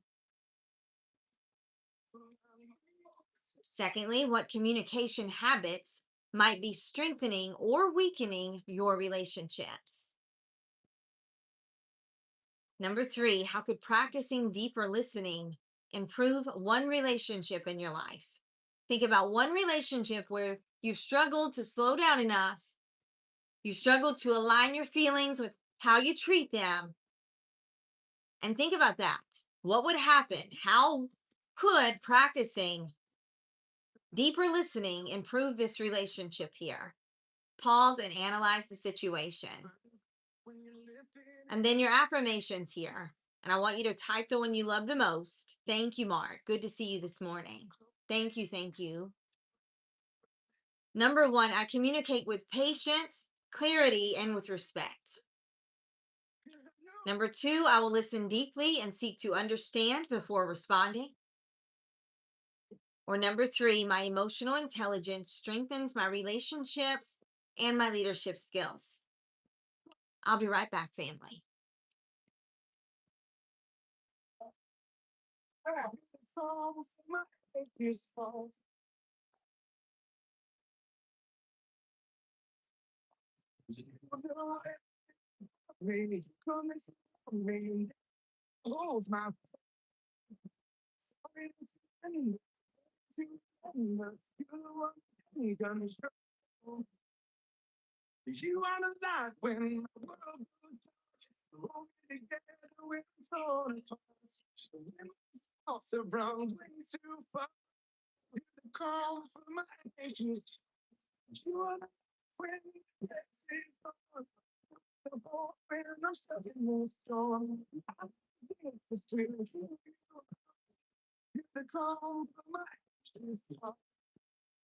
Funny story. The girls went missing, so I went looking for them. And Kylie's at the beach right now, so I'm really happy for her. She got a break. Sarah needs a break. Sarah could use a vacay. But you know what? Sarah's in it to win it. We're not giving in. But the girls are downstairs. They got missing. All three of them are gone. And I go downstairs and they're all laying in Kylie's bed. Except Ava is under the bed on a blanket. They are so funny. To have it made. So thank you, Miss Velvet. So I'm going to scroll up and I'm going to see. Jonathan, I still have my finishing touches. I ended up having a death in my family. I was planning on finishing last weekend, but it was just a really busy, crazy weekend. And my nieces and nephews, and just spending time with family and stuff. But it's going to happen. It's just about done. And I can't wait to send it. And I know that I promised and I've said, and I need to stop doing that because if I can't get it done, I can't. But it's okay. I know that Rich loves me and he's here and he's ready for it whenever I can get it ready for him. And then yours, I will have completed in plenty enough time. Don't you worry. I know it's taken me a while on this one. You're probably like, will she have it done? It's okay. One, two, and three for Richard, two for Ren, three for Sarah, two for Mark, Lisa with two and three. Welcome, Ahmad, to our family here. One and three for Tay. Thank you for that new follow. One, two, and three, especially three for Cold Hearted. See you guys speaking to each other. Good morning, Saul. Good to see you back. Ren, it's okay. Thank you, Jonathan. Thank you, pretty cutie. I know. Thank you, Jonathan. You're wonderful. You guys are the best. So, if you are struggling today and you need one-on-one coaching support, visit my website, thewillowwayfoundation.com, or Willow Tree Strategic Life Solutions if you're looking for transformational solutions and strategies around transforming your life. We'll go on a hike, we'll do a spirit guided paint, we'll do time together and breathwork integrations, we'll do all kinds of modalities that will help you to reconnect to yourself and really take back your life. So if you need these services, check my link tree. If you need free services, there are also resources there for you. And then there are ebooks there. So go on there and purchase your ebooks. You can work on these things daily, and it will really help to strengthen you, your relationship with self, also overcoming trauma, learning to breathe again, learning breathing techniques, and how you can do this every single day, and how it's going to strengthen you and help you in so many ways, mentally, physically, health wise, all the stuff. So, lots of information for you. What about the long term impact of how emotional intelligence shapes your life? Over time, EQ becomes the most powerful force shaping the direction of a person's life. IQ may help us to solve problems, understand systems, or process information quickly, but emotional intelligence determines how we handle pressure, navigate relationships, and make decisions when our lives become uncertain. Most people are highly trained, intelligent, academically. They're still struggling with instability in their relationships. Tell me I'm wrong.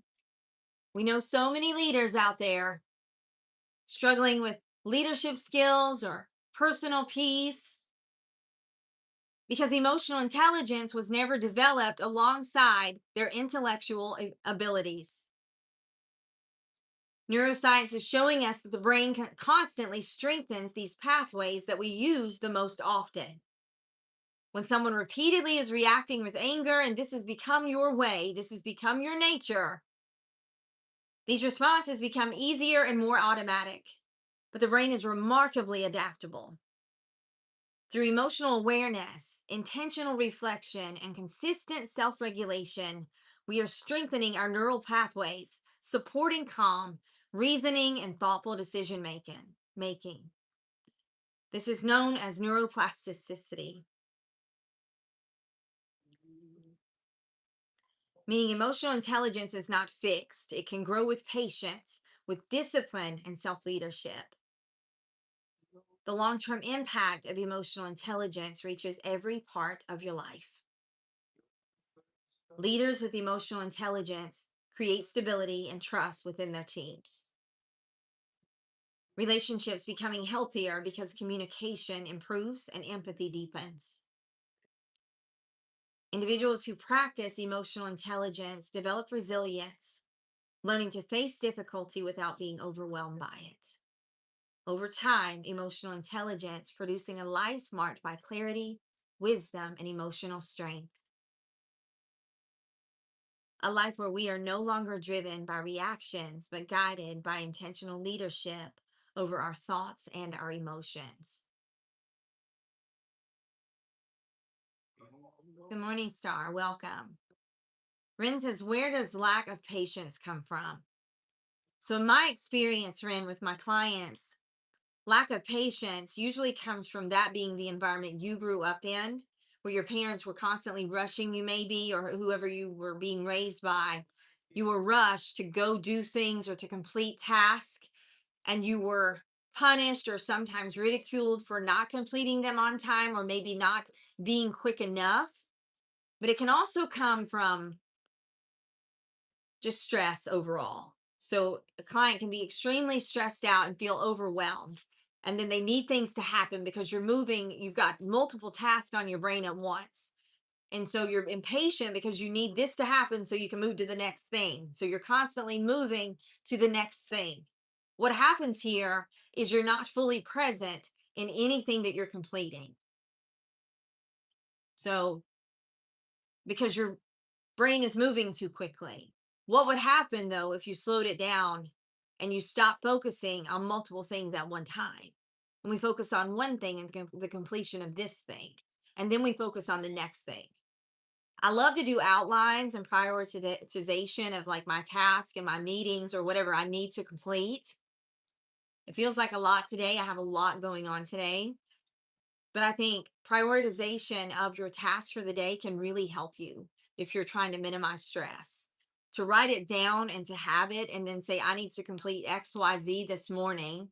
I need to have this done by 3 p.m. I have to be here at 5 p.m. So it's like planning your day is really important. And practicing, meditation, prayer, quiet time, stillness before you start your day when you're someone who's stressing a lot. These are all ways that you can help to grow in your patience skills. Because I think acknowledgement that we're impatient, and I've been impatient, and I know exactly where it came from. You know what I mean? I'm not that impatient version of myself, not who I was. Not saying I don't get impatient though, because it's hard sometimes. Like it is hard.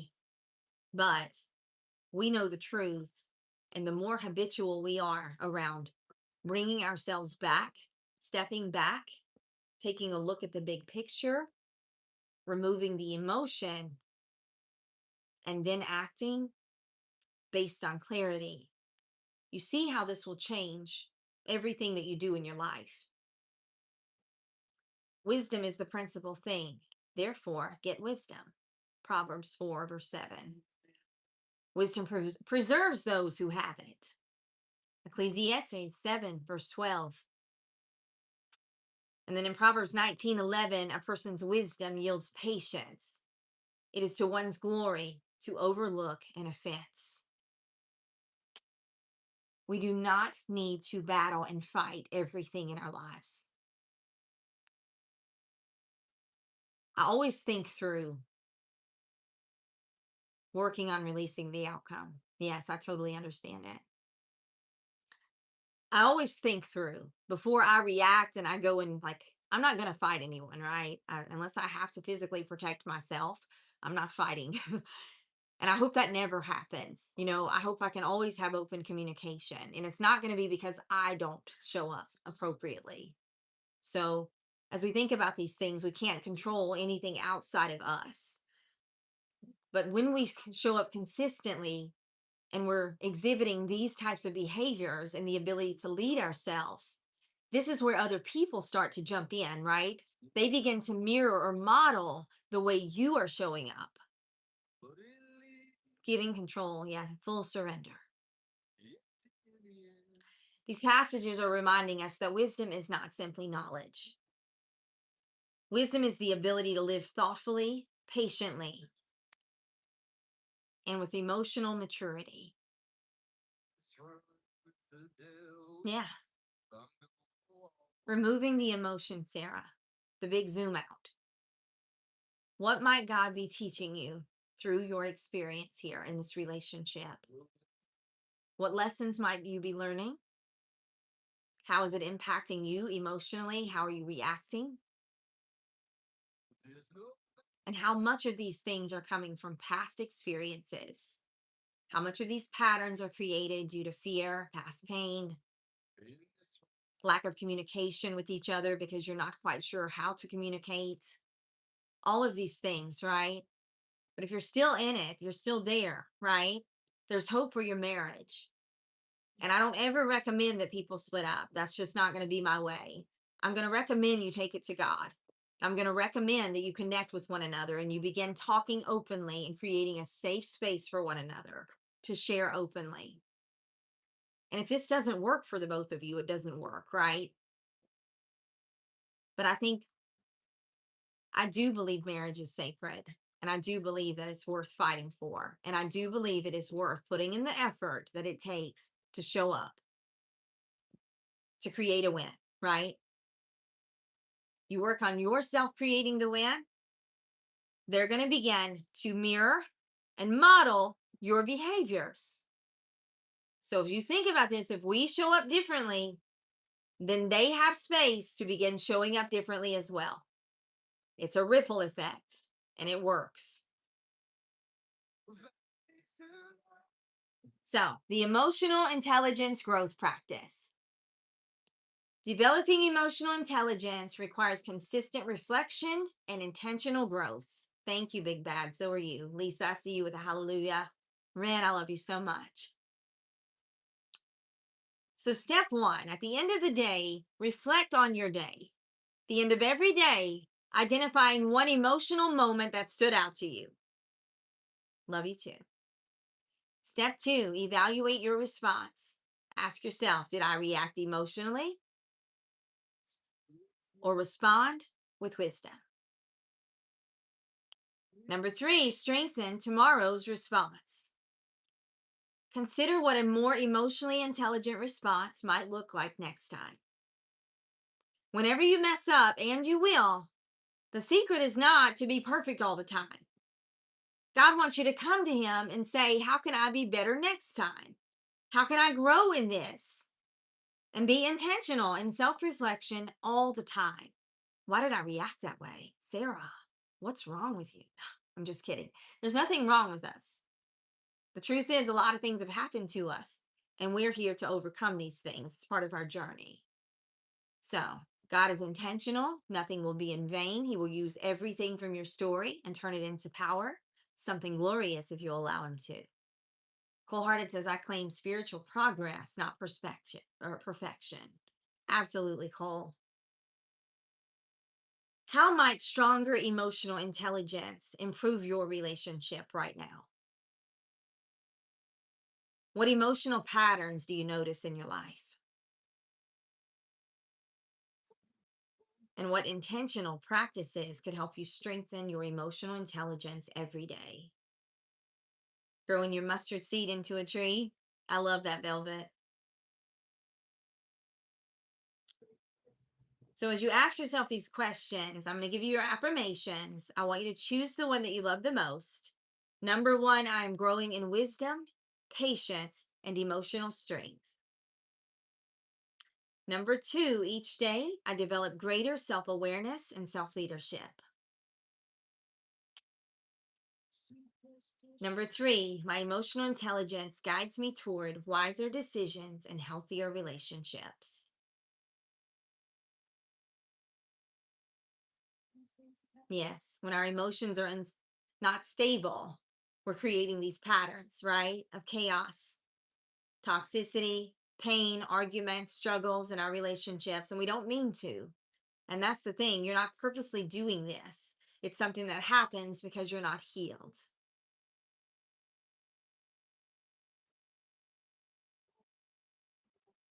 So, I see a lot of you posting your affirmation. 1, 2, and 3 for Miss Velvet. Welcome, Cupcut. Welcome, Keanu. Sarah, 3. Brandy, 2 and 3. Paulo with 1, 2, and 3. Lisa, 2 and 3. Mark, I see you. Thank you for the new follow, Cupcut. I love Lisa and Velvet talking over here. Love it. Thank you, James. Welcome to our family. Paulo, good to see you this morning. Anybody else with your affirmation? Good morning, Vision. Welcome to our family. So, As we move into chapter 9, practicing emotional intelligence in your everyday life, this is where we're going to integrate, okay? Because I don't leave alive if it's life coaching based and without integration. Understanding emotional intelligence intellectually is important. But true transformation happens when these principles become your daily practices. Many of us gain knowledge about our emotions and leadership and self awareness, yet struggle to apply these insights consistently in real life situations. Emotional intelligence growing not through occasional reflection, but through repeated moments where we choose awareness, patience, and thoughtful responses instead of automatic responses or reactions. Neuroscience confirming that habits are formed through repetition and reinforcement. Every time we pause before reacting, reflect before speaking, or regulate our emotional response during stress, we are strengthening these neural pathways that are supporting our emotional stability. Over time, these small decisions accumulate and reshape how the brain processes emotional experiences. This means emotional intelligence is developed through consistent practice in ordinary moments, during conversations, conflicts, disappointments, and everyday interactions. Self leadership becoming visible when emotional intelligence moves from theory into behavior. Individuals who practice these skills consistently, creating environments of stability and trust around them. Your presence becomes steady during stress, thoughtful during disagreement, and compassionate in moments of difficulty. Emotional intelligence, therefore, becomes not just a personal skill, but a way of living. A daily commitment to respond with wisdom, awareness, and intention. The Bible reminds us that wisdom grows through practice and disciplined living. James 3, verse 17 says, "But the wisdom that comes from heaven is first pure, then peace loving, considerate, submissive, full of mercy and good fruit, impartial and sincere." Craig Marsh, welcome back this morning. Colossians 3, verse 12, clothe yourselves with compassion, kindness, humility, gentleness, and patience. Proverbs 17:27, the one who has knowledge uses words with restraint, and whoever has understanding is even tempered. These passages revealing that wisdom is not only something we believe, it is something we practice through our daily actions and our responses. Yes, Michael. So, the daily emotional intelligence reset. Here's your coaching tool. This is the last one today.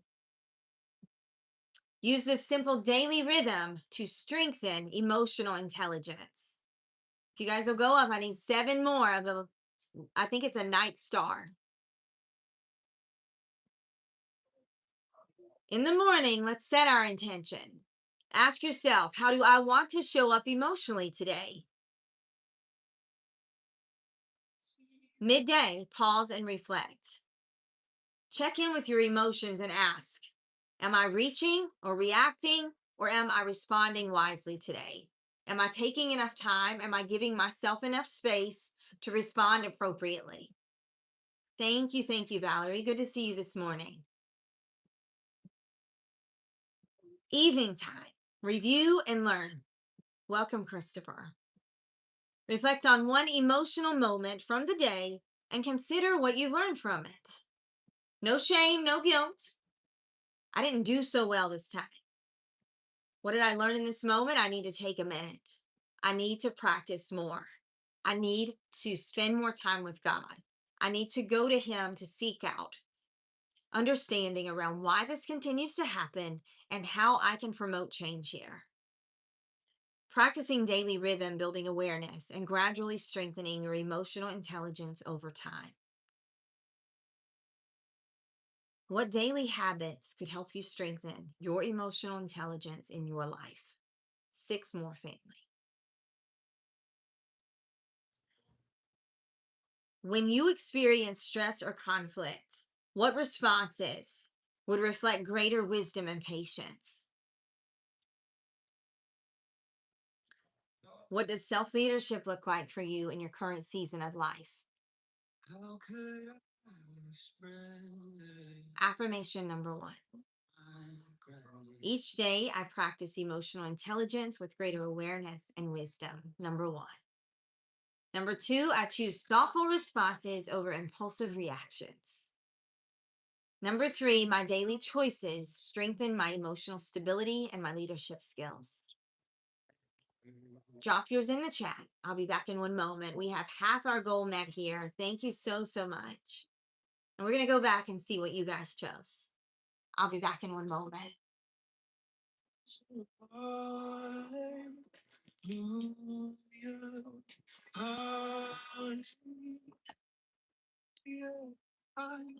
not much, but I've nothing else fit for a king. Except for a heart singing hallelujah, hallelujah. All right, let's see what you have. All 3, of course, Cole. I see you. 1, 2, and 3 for Velvet. 1, 2, and 3 for Paulo. 1 for Sarah. 2 and 3 for Lisa. RJ, thank you so, so much. Full hearted, thank you. RJ for the donuts. RJ with the roses. RJ, thank you so, so much. I need 5 more night stars. Hallelujah.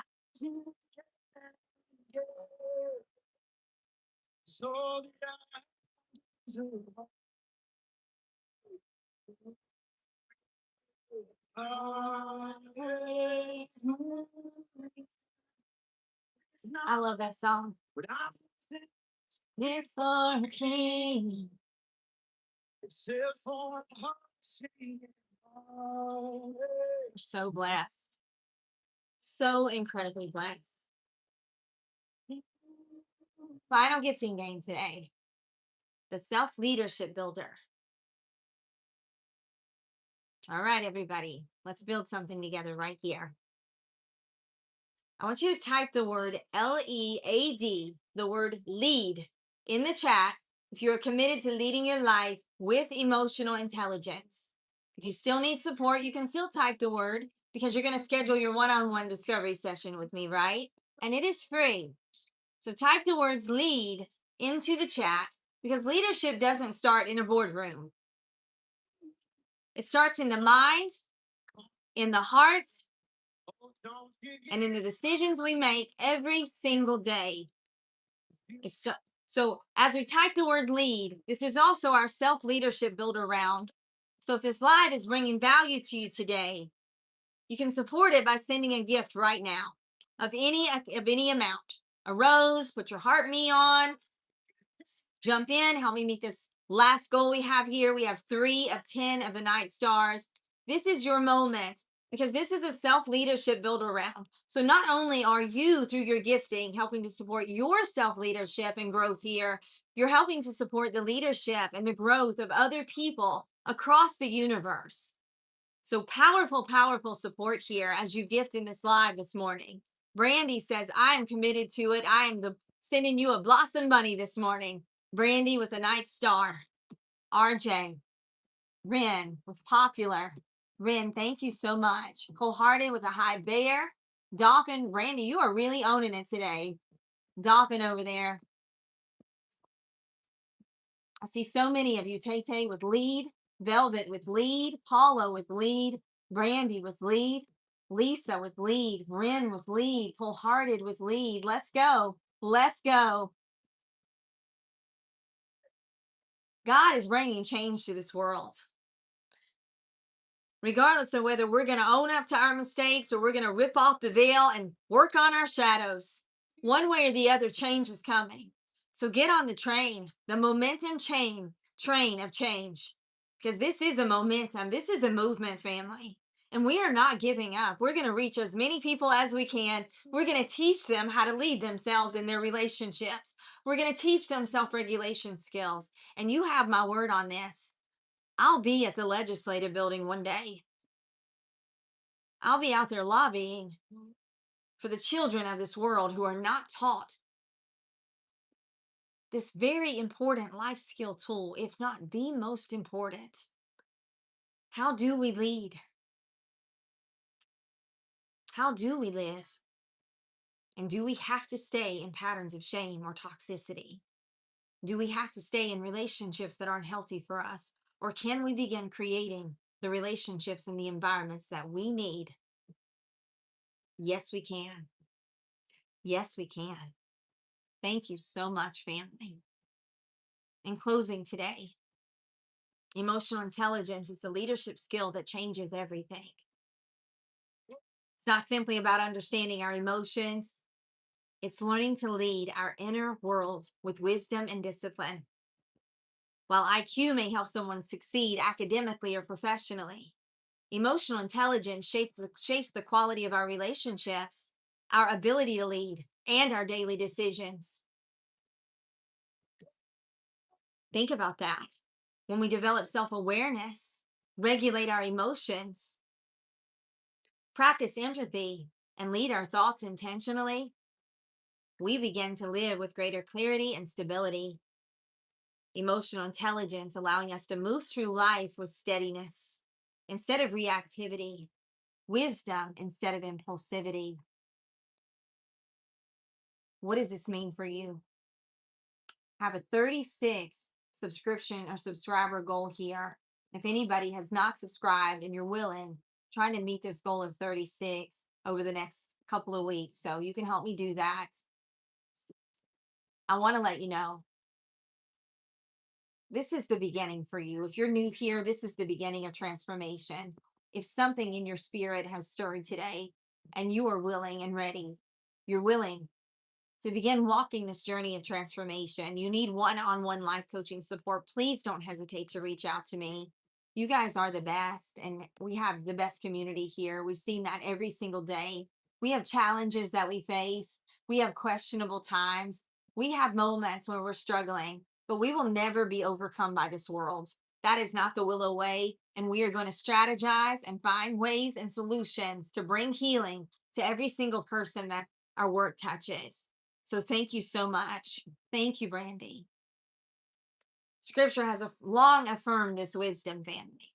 The greatest strength is often the ability to govern the heart and mind. When we develop emotional intelligence, we cultivate patience, discernment, compassion, and self control, qualities that build strong relationships and trustworthy leadership. This is the leadership skill most people were never taught in school. Yet it is the skill that influences nearly every area of your life. As we continue to grow in emotional intelligence, we step into a life marked by wisdom, resilience, and intentional leadership over our thoughts, our emotions, and our actions. As we close today, take a moment to reflect what stood out most to you. Where is emotional intelligence inviting you to grow? Where might self leadership bring greater clarity or peace into your life? Growth begins with awareness, and awareness opens the door to transformation. I'm going to ask you if today's conversation brought value to you, consider supporting the live. Share this message with someone who may benefit. Schedule your one-on-one discovery session. It's always free. And if you want to continue developing this emotional intelligence and self-leadership in your life, there's no better resource or tool out there for you right now. Together, we are creating spaces where people learn to understand themselves, grow in wisdom, and lead their lives with intention.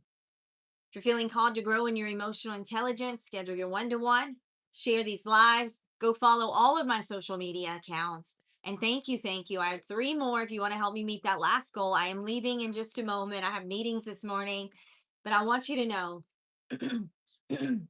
go visit thewillowwayfoundation.com, make your tax deductible donation, visit my link tree in my profile, join every day, continue to share my posts, repost content, all this stuff. Let's get it out there, family. You are just as important in this mission as anyone. We cannot do this without you. So all your support matters. You matter. And the work that you're doing in this movement here and this family here matters. So thank you so, so much. This has been The Dwelling Place. Thank you. I can do one. Salute. This has been The Dwelling Place with Sarah Elizabeth. I love you guys so much. Yes, it is a team effort. And I thank you so much for being a part of my team and for helping me grow and develop this every single day. I am so blessed. And I hope you feel blessed every day when you leave this life. Hope you feel empowered today. Hope you leave and live your best day today, showing up intentionally around your conversations, your relationships, and I hope you go tell someone about Jesus today. Tell them the good news. Tell them how he wants us to love one another and unify with one another. I'll see you guys tomorrow. This has been The Dwelling Place. I'm Sarah Elizabeth, sending you massive amounts of love. Go be great today. Happy Wednesday. I'll see you soon.